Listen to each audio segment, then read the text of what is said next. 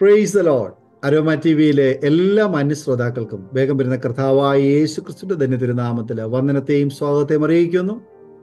നിങ്ങളോടൊപ്പം അനുഗ്രഹിക്കപ്പെട്ടതായ ജീവിത അനുഭവവും സാക്ഷ്യവും വചനചിന്തകളും ഒക്കെയായി ഓരോ സന്ദർഭങ്ങളിലായി കടന്നു വരുവാൻ സർവ്വകൃപാലുവായ ദൈവം നൽകി തന്നുകൊണ്ടിരിക്കുന്ന നല്ല അവസരങ്ങൾക്കായി നന്ദിയോടെ സ്തോത്രം ചെയ്യുന്നു.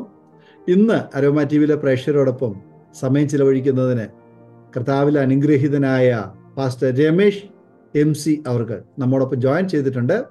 കർത്താവിൻ്റെ ദാസൻ നമ്മോട് പറയാൻ ആഗ്രഹിക്കുന്ന തൻ്റെ ജീവിതത്തിൽ ദൈവം ചെയ്ത ഉപകാരങ്ങൾ, നടത്തിയ വഴികളെക്കുറിച്ച് പറയുമ്പോൾ നമുക്ക് ശ്രദ്ധയോടെ പ്രാർത്ഥനയോടെ ആയിരിക്കാം. എല്ലാ പ്രിയപ്പെട്ടവർക്കും ഈ ദേവദാസന്റെ സാക്ഷ്യം ഒരു അനുഗ്രഹമായി തീരും എന്ന് ഞാൻ പൂർണ്ണമായി വിശ്വസിക്കുന്നു. നിങ്ങൾക്ക് അനുഗ്രഹമായി തീരും. നിങ്ങളുടെ ജീവിതത്തിൽ ഇങ്ങനെയുള്ള സാഹചര്യങ്ങൾ, അനുഭവങ്ങൾ തീർച്ചയായിട്ടും ദൈവനാമ മഹത്വത്തിന് വേണ്ടി നിങ്ങൾക്ക് ഓർക്കുവാനും സമർപ്പിക്കുവാനും പ്രാർത്ഥിക്കുവാനും ഒക്കെ തുടർന്നുള്ള മിനിറ്റുകൾ നമുക്ക് വേർതിരിക്കാം. കർത്താവിൻ്റെ ദാസൻ പാസ്റ്റർ MC രമേശ് അവറുകളെ തികഞ്ഞ സ്നേഹത്തോടും ആദരവോടും കൂടി ഞങ്ങൾ സ്വാഗതം ചെയ്തുകൊള്ളുന്നു. പ്രൈസ് ദി ലോർഡ് പാസ്റ്ററെ. Praise the Lord. ഓക്കെ. കർത്താവിൻ്റെ ദാസനെ അരോമ ടി വിയിലെ പ്രേക്ഷകരോടൊപ്പം സമയം ചിലവഴിക്കുന്നതിന് ഞങ്ങൾ ക്ഷണിച്ചുകൊള്ളുന്നു. കർത്താവ് അനുഗ്രഹിക്കട്ടെ. കർത്താവിൻ്റെ ദാസനെ ഒന്ന് പരിചയപ്പെടുത്താമോ? എവിടെ നിന്നാണ് ജോയിൻ ചെയ്തിരിക്കുന്നത്? വീട്ടിലാരൊക്കെയുണ്ട്? ഞാനിപ്പോൾ ജോയിൻ ചെയ്തിരിക്കുന്നത് വയനാട് ജില്ലയിൽ മേപ്പാടിക്കടുത്ത് മേലെ അരപ്പറ്റ എന്ന ചർച്ചിൽ, അസംസോഡ് ചർച്ചിലാണ് ഞാനിപ്പോൾ ജോയിൻ ചെയ്തിരിക്കുന്നത്. വയനാട്ടിലെ ശീതളമായ അന്തരീക്ഷമൊക്കെ വളരെ മനോഹരമായ കാലാവസ്ഥയാണ് എന്ന് എനിക്കറിയാം. ആ അന്തരീക്ഷത്തിൽ വളരെ നല്ല നിലയിൽ, അനുഗ്രഹിക്കപ്പെട്ട നിലയിൽ കർത്താവിന് വേണ്ടി പ്രയോജനപ്പെടുന്ന ദൈവദാസന് കുടുംബാംഗങ്ങളെ കുറിച്ചൊക്കെ ഒന്ന് പറയാമോ? ഞാന് ഭാര്യ, 3 കുഞ്ഞുങ്ങൾ, എൻ്റെ പിതാവ്, അങ്ങനെയാണ് ഇപ്പോൾ കുടുംബം. Okay okay. അവിടെ പ്രവർത്തനങ്ങളൊക്കെ എങ്ങനെയുണ്ട്? ഇവിടെ സന്തോഷമായി പോകുന്നു. ഞാനിപ്പോൾ ഇവിടെ വന്നിട്ട് 5 വർഷമായി. ചർച്ചിൽ വന്ന് 5 വർഷം കഴിഞ്ഞു. കൃപയാൽ സന്തോഷമായി പോകുന്നു. ഓക്കെ. തേയില എസ്റ്റേറ്റ് ആണ് ഇവിടെ. തേയില, നമ്മുടെ ചർച്ചിന്റെ മുമ്പിൽ തന്നെ വളരെ മനോഹരമായ തേയില തോട്ടങ്ങളാണ്. കൃഷിക്കാരിൽ നിറഞ്ഞിരിക്കുന്ന ഒരു പ്രദേശമാണ്. സന്തോഷകരമായി ശുശ്രൂഷിച്ചു പോകുന്നു. അപ്പൊ മായമില്ലാത്ത ചായയൊക്കെ കുടിക്കാം? കുഴപ്പമില്ലാണ്ട്. മായം എന്തായാലും ഉണ്ടാവും, എന്നാലും കുഴപ്പമില്ലാണ്ടൊക്കെ കുടിക്കാം. Okay okay okay okay. ദൈവം അനുഗ്രഹിക്കട്ടെ. വയനാട്ടിലെ നല്ല മഞ്ഞ് നിറഞ്ഞ, തണുപ്പ് നിറഞ്ഞ, കുളിർമ നിറഞ്ഞ ആ അന്തരീക്ഷം, മനോഹരമായ അന്തരീക്ഷം. ഞാൻ പല സന്ദർഭങ്ങളിൽ വയനാട്ടിൽ യാത്ര ചെയ്യാനിടയായി തീർന്നിട്ടുണ്ട്. അവിടുത്തെ മറക്കാനാകാത്ത ഒത്തിരി ഒത്തിരി നല്ല ഓർമ്മകൾ. അവിടുത്തെ കാലാവസ്ഥ, അവിടെ വീടുകളിലൊന്നും ഫാനൊന്നും വേണ്ട, അത്രയ്ക്ക് നല്ല അന്തരീക്ഷമാണ് അവിടെ. Okay okay. ആകട്ടെ, കർത്താവിൻ്റെ ദാസൻ അരോമ ടി വിയിലെ പ്രേക്ഷകരോടൊപ്പം പങ്കുവയ്ക്കാൻ ആഗ്രഹിക്കുന്ന കാര്യങ്ങൾ, ദൈവം നടത്തിയ വഴികളെക്കുറിച്ചും മാതാപിതാക്കന്മാരെക്കുറിച്ച്, സഹോദരങ്ങളെക്കുറിച്ച്, ബാല്യകാലത്തെക്കുറിച്ച്, വിദ്യാഭ്യാസത്തെക്കുറിച്ച്, കർത്താവിനെ അറിയാനിടയായി തീർന്ന സാഹചര്യങ്ങളൊക്കെ തുടർമാനമായിട്ട് സംസാരിക്കുക. എല്ലാവരും വളരെ ശ്രദ്ധയോടെ ഇരിക്കുകയാണ്. കർത്താവിൻ്റെ ദാസന് തുടർമാനമായിട്ട് സംസാരിക്കുക.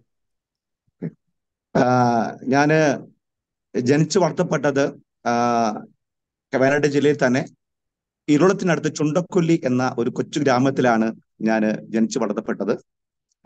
എൻ്റെ പിതാവ്, മാതാവ്, എനിക്കൊരു സഹോദരൻ ഉണ്ടായിരുന്നു. ചില വർഷങ്ങൾക്കപ്പുറം അദ്ദേഹം മരണപ്പെട്ടു. സന്തോഷകരമായ ഒരു നല്ല ഭവനത്തിലായിരുന്നു ഞങ്ങൾ ആയിരുന്നത്. ബാല്യകാലത്തിലെ ഓർമ്മകളൊക്കെ കുറെ ഉണ്ട്.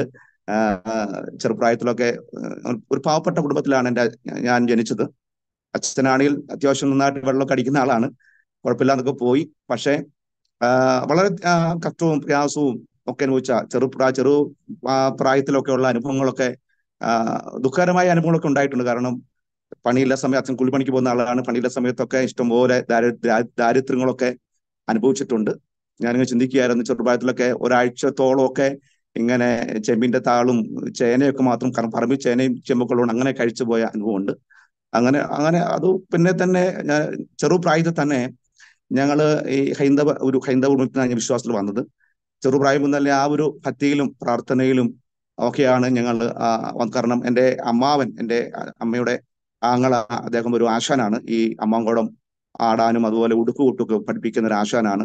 കുടുംബപരമായിട്ടൊക്കെ ഞങ്ങളിങ്ങനെ ഈ വെച്ചു സേവയൊക്കെ ചെയ്ത് പാരമ്പര്യമായിട്ട് അങ്ങനെ കൈമാറി വരുന്ന ഒരു കുടുംബത്തിലാണ് ഞാനും ജനിച്ചത്. അപ്പൊ അതുകൊണ്ട് ചെറുപ്രായം മുതൽ തന്നെ ആ ഒരു ഭക്തിയിലും അന്തരീക്ഷത്തിലും ഒക്കെയാണ് ഞാൻ വളർന്നു വരേണ്ടതായിട്ട് വന്നിരിക്കുന്നത്. പിന്നെ ചെറുപ്രായത്തിലൊക്കെ ഇഷ്ടംപോലെ കുരുത്തക്കേടൊക്കെ ചെയ്യുന്ന ഒരു സ്വഭാവമുണ്ട്. എൻ്റെ അമ്മയൊക്കെ പറയും, അന്നത്തെ കാലത്ത് പറയും, ഈ അശ്വതി നാള് ഈ കുതിരേന്റെ ഒരു സ്വഭാവം പോലെ എപ്പോഴും ഇങ്ങനെ നിൽക്കാതെ ഇങ്ങനെ ഓടിക്കൊണ്ടിരിക്കുന്ന അനുഭവം. അപ്പൊ എപ്പോഴും ഞാനിങ്ങനെ ഓടും ചാടും, അങ്ങനെ നിലത്ത് നിൽക്കാൻ പറ്റാത്ത രീതിയിലൊക്കെ ഇങ്ങനെ പോയിക്കൊണ്ടിരുന്ന ഒരു ചെറുപ്പക്കാലം ഉണ്ടായിരുന്നു. എനിക്ക് മറക്കാൻ കഴിയാതെ ഞാൻ എപ്പോഴും എനിക്ക് രസകരമായി തോന്നിയൊരു കാര്യം, എൻ്റെ അമ്മയുടെ ചേച്ചീന്റെ മോള് എന്നെ വഴക്ക് പറഞ്ഞപ്പോൾ, എന്നെ ഒരു വഴക്ക് പറഞ്ഞ സമയത്ത് ഞാൻ ഒരു ചീത്ത വാക്ക് അവൾ പറഞ്ഞപ്പോൾ എൻ്റെ അമ്മ അത് കേട്ടു.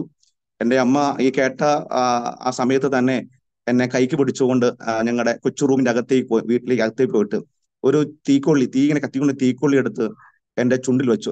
അപ്പോ അമ്മ എന്ന് പറഞ്ഞാണ്, മുതിർന്നവരോട് ഇങ്ങനെ നീ ഒരിക്കലും പറയില്ലേ, ഇതൊരു ഓർമ്മയ്ക്ക്. അപ്പം അന്ന് ഞാൻ ഈ ചുണ്ടിൽ അത് വെച്ചപ്പോ അന്നന് വേദനയും പ്രയാസമൊക്കെ തോന്നിയെങ്കിലും പിന്നെ എനിക്ക് തോന്നി അങ്ങനെ എൻ്റെ അമ്മ അന്ന് ചെയ്തുകൊണ്ട് പിന്നെ ഒരു മുതിർന്ന ആൾക്കാരുടെയും ചീത്ത പറയാൻ ഈ പെട്ടെന്ന് ഈ ഒരു ഓർമ്മ വരും. അപ്പൊ എന്നും അത് എൻ്റെ ഈ പ്രായത്തിൽ ഞാൻ അന്നത്തെ ആ ചെറുപ്രായത്തിലുണ്ടായ അനുഭവത്തെ ഞാൻ ഇങ്ങനെ ഓർക്കാറുണ്ട്. അപ്പൊ നമ്മൾക്ക് പലപ്പോഴും നമ്മുടെ കുഞ്ഞുങ്ങളൊക്കെ തെറ്റ് ചെയ്യുമ്പോൾ നമ്മൾ കുഞ്ഞുങ്ങളല്ലേ എന്ന് പറഞ്ഞ് ഇങ്ങനെ തള്ളിക്കളയുന്ന ഒരു അനുഭവം കാണാൻ കഴിയും. അത് പിന്നീട് വലിയ വേദനയായിട്ടൊക്കെ മാറിയ ഒട്ടനവധി പേരെ എനിക്കറിയാൻ കഴിയും. പക്ഷെ എൻ്റെ അമ്മ അന്ന് ഞാൻ ആ ചെയ്ത തെറ്റ് എന്നെ ബോധ്യപ്പെടുത്താൻ, അത് തെറ്റാണെന്നും ഇനി അങ്ങനെ ആവർത്തിക്കരുത് എന്ന് എന്നെ പഠിപ്പിക്കുവാനായിട്ട്. അപ്പൊ നമ്മൾ ചിന്തിക്കും, ഒരു അമ്മയ്ക്ക് അങ്ങനെ ചെയ്യാൻ പറ്റുമോ? പക്ഷെ എൻ്റെ ഒരു നല്ല ഭാവിക്ക് വേണ്ടിയിട്ടാകാം എൻ്റെ അമ്മ അങ്ങനെ ചെയ്തത്. അതെനിക്കൊരു മറക്കാൻ കഴിയാത്തൊരു ഓർമ്മയായി എൻ്റെ ബാല്യകാലത്തിൽ ഞാൻ അത് എപ്പോഴും ഓർക്കുന്ന ഒരു സംഭവമാണ്. അങ്ങനെ പഠിച്ചുള്ള സമയത്തൊക്കെ ഞങ്ങള് ഞാൻ ഭയങ്കര കുരുത്തക്കാടായിരുന്നു.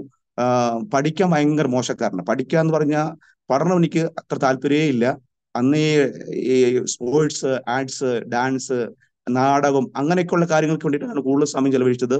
അങ്ങനെയാണ് ഞാൻ 10ാം ക്ലാസ് വരെ ഇഷ്ടംപോലെ സ്റ്റേജിൽ ഡാൻസ് കളിക്കും, നാടകം കളിക്കും, അതുപോലെ എല്ലാ കാര്യങ്ങളും ആ ഒരു രീതി. പഠിക്കാൻ എന്ന് പറഞ്ഞാൽ ഭയങ്കര മണ്ടനാണ്. കാരണം പഠിക്കാൻ അറിയത്തില്ല. കാരണം പഠനത്തിന് വലിയ പുറകിലേക്കാണ് ഞാൻ പോയിക്കൊണ്ടിരുന്നത്. പലപ്പോഴും അമ്മയച്ഛനൊക്കെ അതിനായിട്ട് വഴക്ക് പറഞ്ഞിട്ടുണ്ട്. സ്കൂളിൽ പോകാൻ ഇഷ്ടമാണ്, കാരണം ടീച്ചർമാർക്കൊക്കെ ഭയങ്കര കാര്യമാണ്. എൻ്റെ ഒരു സ്നേഹിതനുണ്ട്, ഒരു വിനീഷ് എന്ന് പറയും.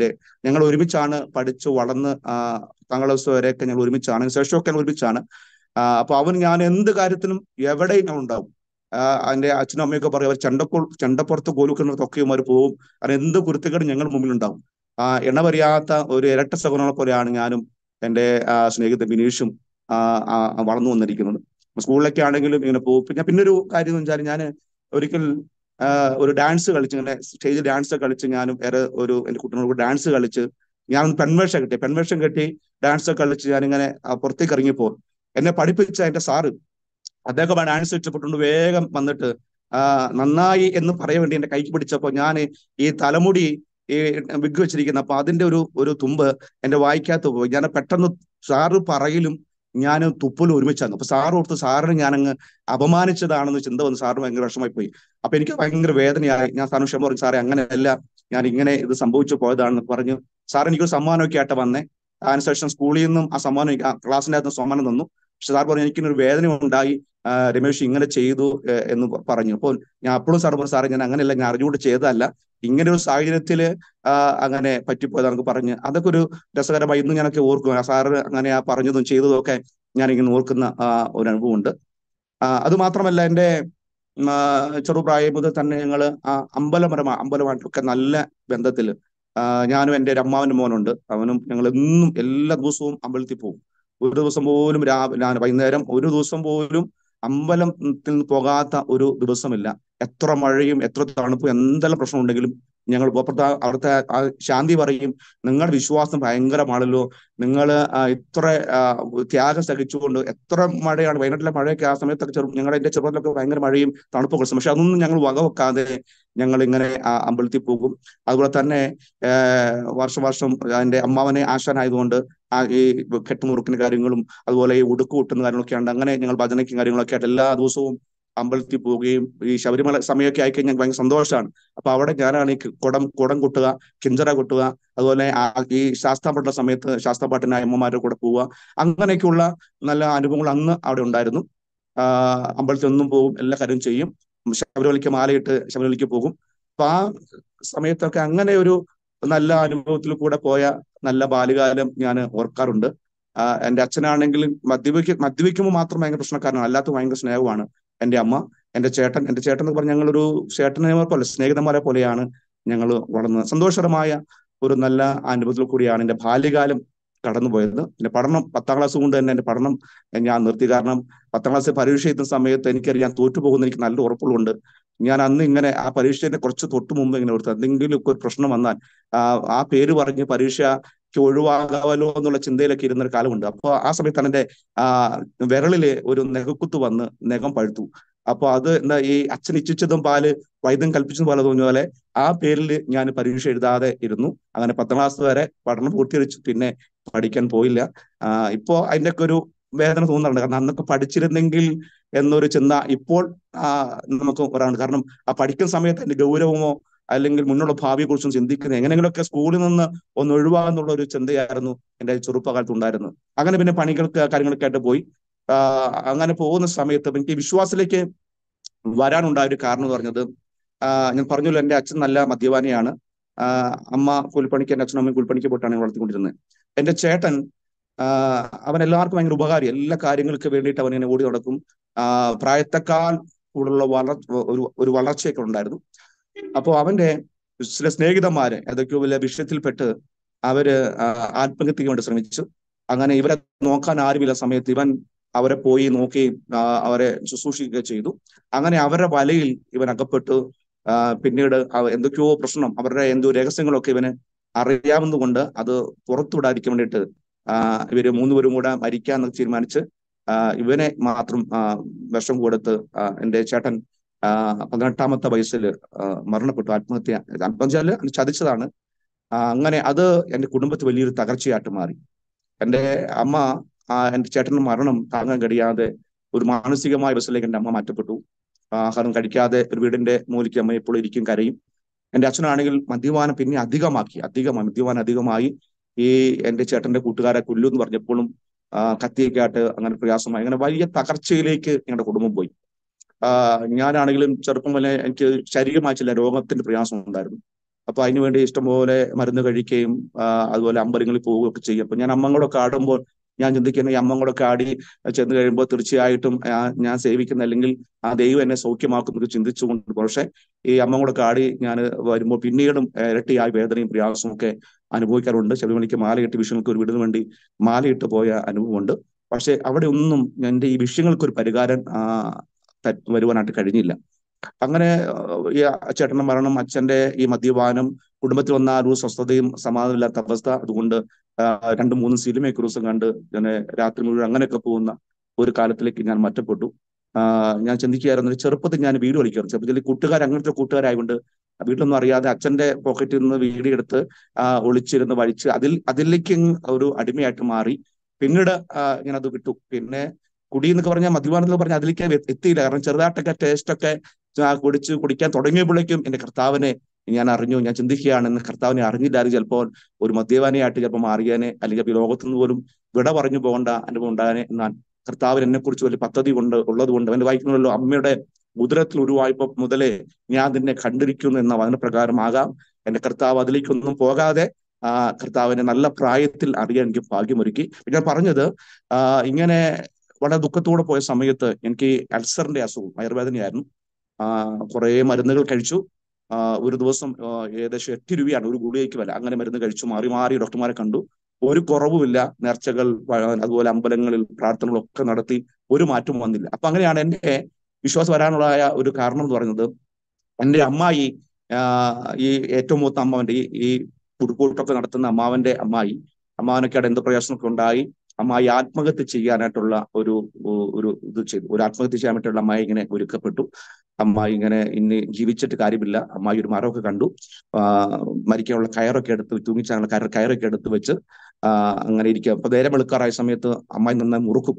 അപ്പൊ ഒന്നും കൂടെ മുറുക്കി, ലാസ്റ്റ് ആയിട്ട് ഒന്നും കൂടെ മുറുക്കി മരിക്കാമെന്നുള്ള ചിന്തയിൽ കയറൊക്കെ എടുത്ത് വെച്ച് അമ്മായി ഇരിക്കുന്ന സമയത്ത് വെറുതെ അടുത്ത റേഡിയോ ഉണ്ട്, റേഡിയോ വെറുതെ തുറന്ന്. പക്ഷെ ആ റേഡിയോ തുറക്കുന്ന സമയത്ത് അന്ന് ആ റേഡിയോയിൽ കേട്ട ഒരു സുവിശേഷം, KP യോഹന്നാന്റെ ഒരു ആത്മയാത്ര, ആ ഒരു സുവിശേഷ പ്രവർത്തനം, ആ ഒരു പ്രഭാഷണമുണ്ട്. അപ്പൊ അമ്മായി ഈ റേഡിയോ തുറക്കുമ്പോൾ കേൾക്കുന്നത് ആത്മഹത്യ ഒരു പ്രശ്നത്തിന് പരിഹാരമല്ലെന്ന്. അപ്പൊ മരിക്കാൻ വേണ്ടി കയറൊക്കെ എടുത്തു വെച്ചു, ഒന്ന് മുറുക്കി, അവസാനം റേഡിയോയിൽ നിന്ന് എന്തെങ്കിലും കേൾക്കാമെന്ന് ചിന്തിച്ച് തുറന്ന സമയത്ത് എൻ്റെ അമ്മായി കേൾക്കുന്ന ആത്മഹത്യ ഒരു പ്രശ്നത്തിന് പരിഹാരം. അപ്പൊ ആ ഒരു വാക്ക്, ആ ഒരു ചിന്ത ആ അമ്മായിയുടെ ഉള്ളിലേക്ക് ആഴമായിട്ട് ഇറങ്ങി. ആത്മഹത്യ പ്രശ്നം പരിഹാരമുണ്ടോ? അങ്ങനെ അമ്മായി ആത്മഹത്യന്റെ ചിന്തയൊക്കെ അങ്ങ് മാറ്റി വെച്ചിട്ട് പിന്നീട് ഈ സുവിശേഷം ആരും അമ്മയോട് സുവിശേഷം പറഞ്ഞിട്ടില്ല. ഈ റേഡിയോയിൽ കൂടിയുള്ള സുവിശേഷം കേട്ട് അമ്മായി യേശു വിശ്വസിച്ചു. അങ്ങനെ സുൽത്താൻ ബത്തേരിയുള്ള ഒരു ചർച്ചിൽ അമ്മായി കടന്നുപോയി. ആരും പോയതല്ല, അമ്മായി കടന്നുപോയി. അവിടെ 2 സഹോദരിമാരാണ് അവിടെ ഞങ്ങളുടെ ആ പ്രദേശത്ത്, പാപ്പളശ്ശേരി എന്ന് പറയും, ഇറളത്തോട്ടത്തുള്ള പാപ്പളശ്ശേരി. അവിടെ നിന്ന് എൻ്റെ അമ്മായിയും ഒരു കമല ചേച്ചി, ഈ 2 പേരുമാണ് ആദ്യം യേശുവിനെ അറിഞ്ഞ് യേശുവിനെ അംഗീകരിപ്പാനിടയായി തീർന്നിരിക്കുന്നത്. അത് നിമിത്തമായി ഞങ്ങളുടെ കുടുംബത്തിൽ വലിയ എതിർപ്പായി. കാരണം എൻ്റെ മൂത്ത അമ്മാവന്റെ അമ്മായിയാണ് ഇങ്ങനെ തുടർമാനമായിട്ട് ഇങ്ങനെ ഈ സോഷ്യൽ കൈമാറി വരുന്ന ഈ അവസ്ഥ അമ്മായി വിശ്വാസത്തിൽ പോയതുകൊണ്ട് എല്ലാവർക്കും ഭയങ്കര വെറുപ്പ്. എനിക്കാണ് ഏറ്റവും കൂടുതൽ വെറുപ്പ്. കാരണം ഈ ബന്ധക്കോസുകാരെ എനിക്ക് കണ്ണുനേരെ കണ്ടുകൂടാ. കാരണം ഇവർ മതമാറ്റക്കാരാണ്, അമേരിക്കയിൽ നിന്ന് പൈസ മേടിച്ച് ഹിന്ദുക്കളെയൊക്കെ മതം മാറ്റുന്നവരാണെന്നുള്ള ചിന്തയാണ്. എൻ്റെ വീടിന്റെ തൊട്ടു മുകളിൽ ഒരു വിശ്വാസ കുടുംബമുണ്ട്, എൻ്റെ വീടിന്റെ തൊട്ടുമകൾ. അദ്ദേഹം ഒരു തികഞ്ഞ മദ്യപാനി. അപ്പൊ കഞ്ചാവ് വലിക്കുകയല്ല, കഞ്ചാവ് തിന്നുന്ന മനുഷ്യനാണ്. കഞ്ചാവ് തിന്നു അദ്ദേഹം. കഞ്ചാവ് തിന്ന കുടുംബത്തേക്ക് വലിയ പ്രശ്നം, എപ്പോഴും അടിയും പൊടിയും ഒക്കെ ആണ്, എപ്പോഴും കച്ചറിയാ. പക്ഷെ അദ്ദേഹം ഈ സുവിശേഷം കേട്ട് യേശുവിനെ അറിഞ്ഞ് അദ്ദേഹം ഈ പള്ളിയിൽ പോകുമ്പോൾ അവരിങ്ങനെ പാട്ടൊക്കെ പാടുന്ന സമയത്ത് ഞങ്ങൾ റോഡിന് മുകളിൽ കയറി ഇങ്ങനെ കളിയാക്കി പാട്ട് പാടും. പാസ്റ്റർമാരെ കാണുമ്പോൾ ഇവർക്ക് അമേരിക്കയിൽ നിന്ന് പണമൊക്കെ മേടിച്ച് ഇവർക്ക് ഒരു പണിയില്ലാതെ ഇങ്ങനെ നടക്കുക എന്നൊക്കെ പറഞ്ഞ് ഇങ്ങനെ കളിയാക്കുകയൊക്കെ ചെയ്യുന്ന ഒരു അവസ്ഥ ഉണ്ടായിരുന്നു. അപ്പൊ ഞങ്ങളുടെ ടൗണിൽ വന്നിങ്ങനെ സുവിശേഷ യോഗം നടത്തുമ്പോൾ സാക്ഷ്യം പറയും. അപ്പൊ ഞാൻ പറയും, ഇതൊക്കെ വെറുതെയാ, ചുമ്മാതെയാ, ഇതൊക്കെ പറഞ്ഞ് പഠിപ്പിച്ച് നമ്മളെപ്പോഴുള്ള ആൾക്കാരൊക്കെ വിശ്വാസത്തെ കൊണ്ടുവരാൻ കാണിക്കുന്ന ഒരു മാർഗമാണെന്നൊക്കെ പറഞ്ഞ് ഞാൻ കളിയൊക്കെ മാറും. പക്ഷെ പിന്നീട് അതേ നാവുകൊണ്ട് തന്നെ സൗഖ്യമാക്കുന്ന ഒരു യേശു ഉണ്ടെന്നും വിടുവിക്കുന്ന ഒരു യേശു ഉണ്ടെന്നും പറയാൻ കർത്താവ് എനിക്ക് ഭാഗ്യമൊരുക്കി. ദൈവസ്നേഹം എത്ര വലുതാണ്. ഇന്ന് ഒരു കാര്യം ഞാൻ പറയട്ടെ, നമ്മുടെ ജീവിതത്തിൽ ദൈവത്തിന് നമ്മെക്കുറിച്ച് ഉദ്ദേശമുണ്ടെങ്കിൽ നമ്മൾ എത്ര എതിർത്താലും ദൈവം നമ്മെ ആ വഴിക്ക് എത്തിക്കുമെന്നുള്ളത് എൻ്റെ അനുഭവമാണ്. അപ്പോ അങ്ങനെ ഞാൻ പറഞ്ഞു വരട്ടെ, എൻ്റെ ഇതെങ്ങനെ കൊണ്ട് എനിക്ക് ഈ ബന്ധുക്കോസുകാരെ ഭയങ്കര വെറുപ്പാണ്. അപ്പൊ അമ്മായി ഇങ്ങനെ വിശ്വാസം വന്നതുകൊണ്ട് ഞങ്ങൾക്ക് ഏറ്റവും കൂടുതൽ വെറുപ്പാണ്. എനിക്കാണ് ഏറ്റവും കൂടുതൽ വെറുപ്പ്. അമ്മായിന്റെ അടുത്തേക്ക് പോയില്ല, അവർ മുഖത്ത് നോക്കില്ല, കണ്ടാൽ ചീത്ത പറഞ്ഞ് മാറിപ്പോകുന്ന, കാരണം നമ്മുടെ കുടുംബത്തിൽ പേരുദോഷം വരുത്തി മതം മാറിപ്പോയി എന്നൊക്കെ പറഞ്ഞ് അമ്മായിയെ ഞാൻ ഇങ്ങനെ തള്ളിക്കളയുന്ന ഒരു അനുഭവം ഉണ്ടായിരുന്നു. അപ്പൊ ഞാൻ പറഞ്ഞ പോലെ ഞാൻ ചെറുപ്പത്തിൽ ഇങ്ങനെ ഈ വയറുവേദനയുള്ളതുകൊണ്ട് ഇങ്ങനെ മരുന്ന് കഴിക്കും, പക്ഷെ ഒരു സൗഖ്യമില്ല. അപ്പൊ ഞാനൊരു ഓണ സമയത്ത് ഇങ്ങനെ ഇരിക്കുമ്പോൾ പെട്ടെന്ന് എനിക്ക് വയറുവേദന കൂടി. ഞാനിങ്ങനെ എൻ്റെ അമ്മാവന്റെ വേറെ കുടുംബക്കാർ കുറെ പേരുണ്ട്. അപ്പൊ അവിടെ ഞാൻ നിൽക്കുന്ന സമയത്ത് എന്നോട് അമ്മായി എന്നോട് ഇങ്ങനെ ഒന്ന് പറഞ്ഞു, എന്നെ വിളിക്കുന്നത് വാവേന്നാണ് വിളിക്കുന്നത്, വാവേ നീ ഇന്ന് വീട്ടിലേക്ക് ഒന്ന് വരണം. അപ്പൊ ഞാൻ പറഞ്ഞു ഞാൻ വരില്ല എന്ന് പറഞ്ഞു. അപ്പൊ പറഞ്ഞു നീ ഒന്ന് നാളെ എന്നെ വീട്ടിലേക്ക് ഒന്ന് വരാൻ പറഞ്ഞു. അപ്പൊ ഞാൻ ഓർത്ത് അമ്മായി എന്നെ വീട്ടിലേക്ക് വിളിക്കും, കാരണം അമ്മായിയോട് മിണ്ടില്ല, കണ്ട മാറിപ്പോകും, എന്തൊക്കെ പറയാൻ പറ്റും അങ്ങനെയൊക്കെ പറയുകയൊക്കെ ചെയ്യുന്നുണ്ട്. എന്ത് വിളിച്ച പിറ്റേ ദിവസമായപ്പോൾ എൻ്റെ ഉള്ളിൽ പറഞ്ഞു അമ്മായി വീട്ടിലേക്ക് പോകണം. അപ്പൊ ഞാൻ വൈകുന്നേരം ആയപ്പോഴേക്കും അമ്മായി കുറെ നാൾ കൂടിയിട്ട് എൻ്റെ അമ്മാവിന്റെ വീട്ടിലേക്ക് പോവുക. അവിടെ ചെന്ന സമയത്ത് അമ്മായി വേഗം ഇറങ്ങി വന്നു, എന്റെ കൈക്ക് പിടിക്കുന്നു, സ്നേഹത്തോട് സംസാരിക്കുന്നു, അകത്തേക്ക് എന്നെ വിളിച്ചുകൂടി ഇരുത്തും. ഞാനിങ്ങനെ ചിന്തിക്കുകയാണ്, അപ്പൊ നമ്മളെ ഒരാൾ ദ്രോഹിച്ചാൽ, നമ്മളൊരാൾ വെറുപ്പ് തോന്നിയാൽ നമ്മൾ ഒരിക്കലും അവരെ അംഗീകരിക്കില്ല, നമ്മൾ സ്നേഹിക്കാൻ പറ്റില്ല. പക്ഷെ എൻ്റെ അമ്മായി ഞാൻ അത്രമാത്രം എതിർപ്പായിട്ട് നിന്നിട്ടും എൻ്റെ അമ്മായിയുടെ സ്നേഹത്തോടു കൂടെ എന്നെ കൈക്ക് പിടിച്ച് സ്നേഹമനുഷ്യൻ പറഞ്ഞ് വീട്ടിനകത്തേക്ക് കയറ്റുന്നു. അപ്പൊ ഞാൻ ഇന്ന് എനിക്ക് പറയാൻ പറ്റും, ഒരുവന്റെ ഉള്ളിൽ ക്രിസ്തു വന്നാൽ എത്ര ശത്രുവിനെ പോലും സ്നേഹിക്കാനും കരുതാനും കഴിയുമെന്ന് എൻ്റെ അമ്മായിയുടെ ആ അനുഭവത്തിൽ എനിക്ക് മനസ്സിലാക്കാനായിട്ട് കഴിഞ്ഞു. അങ്ങനെ വീടിനകത്ത് കയറി അന്ന് രാത്രിയിൽ എന്നോട് കുറെ സുവിശേഷം പറഞ്ഞു. എന്നോട് പറഞ്ഞു, രമേശേ അല്ലെങ്കിൽ വാവേ, നമുക്ക് അമ്പലങ്ങളിലോ ദൈവങ്ങളോ ഇല്ലാത്തതുകൊണ്ടല്ല, ജീവിക്കുന്ന ഒരു ദൈവമുണ്ട്, അത് യേശു ക്രിസ്തുവാണ്. നീ ഇന്ന് അനുഭവിക്കുന്ന ഈ പ്രതിസന്ധികൾക്ക് പരിഹാരം വരുത്തുവാനായിട്ട് നീ എന്തോരം നേർച്ചകൾ നടത്തി, അമ്പലങ്ങളിൽ പോയി, നീ അമ്മ കൂടെ വാടി, നീ കാര്യങ്ങളൊക്കെ ചെയ്തു, പക്ഷെ ഒരു സൗഖ്യം കിട്ടിയില്ലല്ലോ. നീ ഒരു കാര്യം ചെയ്യും, ഒരു പ്രാവശ്യം ഞാൻ പോകുന്ന പള്ളിയിൽ നീ ഒന്ന് വാ എന്ന് പറഞ്ഞു. അപ്പൊ ബന്ധക്കോസുകാർ കേൾക്കുന്നതിന് നമുക്ക് ഭയങ്കര ഒരു പ്രശ്നമാണല്ലോ, വല്ലാത്തൊരവസ്ഥയാണല്ലോ. അപ്പോ ഞാൻ പറഞ്ഞു, ആ അമ്മയുടെ അപ്പ പറഞ്ഞു വരാന്നൊക്കെ പറഞ്ഞു. അന്ന് രാത്രി എന്റെ അമ്മായി എനിക്ക് വേണ്ടി പ്രാർത്ഥിച്ചു. ഞാൻ പിറ്റേ ദിവസം വീട്ടിലേക്ക് തിരിച്ചു വന്നു. അങ്ങനെ തിരിച്ചു വന്ന് ഒരു വെള്ളിയാഴ്ച ആയപ്പോഴേക്ക് ഈ അമ്മാവൻ, അതാണ് ഏറ്റവും രസം, ഈ വിശ്വാസമില്ലാത്ത അമ്മാവൻ എന്റെ അടുക്ക് വരുന്നു പറഞ്ഞു, നമുക്ക് പള്ളി പോടാ എന്ന് പറഞ്ഞിട്ട് എന്റെ അമ്മാവൻ എന്നെ കൂട്ടിക്കൊണ്ട് പോകും. അപ്പൊ ഞാൻ ചിന്തിച്ചു, അമ്മാവന്റെ കൂടെ ഉണ്ടല്ലോ. അപ്പൊ ഞാൻ ഏറ്റവും കൂടുതൽ എതിർത്ത ആൾക്കാരാണ്, കളിയാക്കിയ ആൾക്കാരാണ് പള്ളിക്കകത്തുള്ളത്. അപ്പോ ഒരു സുവിശേഷ വിരോധിയായിട്ടൊക്കെ നിൽക്കുന്ന ഈ അവസ്ഥയിൽ പള്ളി ചെന്നാൽ ആൾക്കാർ എന്നെ അംഗീകരിക്കുമെന്നൊക്കെ ചിന്ത എനിക്കുണ്ടായി. പക്ഷെ എന്തോ ദൈവം എന്നെ അങ്ങോട്ട് കൊണ്ടുപോവുകയാണ്. ഞാൻ അവിടെ ചെന്നു. അന്നൊരു വെള്ളിയാഴ്ച ദിവസമാണ്. കുറച്ചു പേരെ അന്ന് ആരാധിക്കുള്ളൂ, പ്രാർത്ഥനയ്ക്കുള്ളൂ. എനിക്ക് പാട്ടറിയില്ല. ഞാൻ എന്നെ കൊണ്ടാക്കിയിട്ട് അമ്മാവൻ അവിടുന്ന് വേഗം അമ്മാ സ്ഥലം വിട്ടു. ഞാൻ തന്നെയായിപ്പോയി. അപ്പൊ ഞാൻ നോക്കുമ്പോൾ ഞാൻ കളിയാക്കിയ പാസ്റ്റർ, ഞാൻ നിന്ദിക്കുന്ന ആൾക്കാര് ആ പള്ളിക്കകത്തുണ്ട്. അപ്പോ ഈ ബന്ധുക്കോസ്താർ ആരാധനയൊക്കെ ഞാൻ ചെറുപ്പത്തിൽ കണ്ടുവച്ചാൽ എന്റെ കൂടെ പഠിക്കുന്ന ഒരു ഒരു ഒരു സഹോദരിയുണ്ട്. അവര് ആണ് ആദ്യം അവിടുത്തെ ചുണ്ടുക്കൊല്ലി, അവരാണ് ആദ്യം വിശ്വാസമായിട്ട് വന്നത്. അപ്പൊ അവര് ചായക്കടയൊക്കെ ഉണ്ട്, ചെറിയാൻ ചേട്ടൻ എന്ന് പറയും, ചെറിയാൻ ചേട്ടൻ.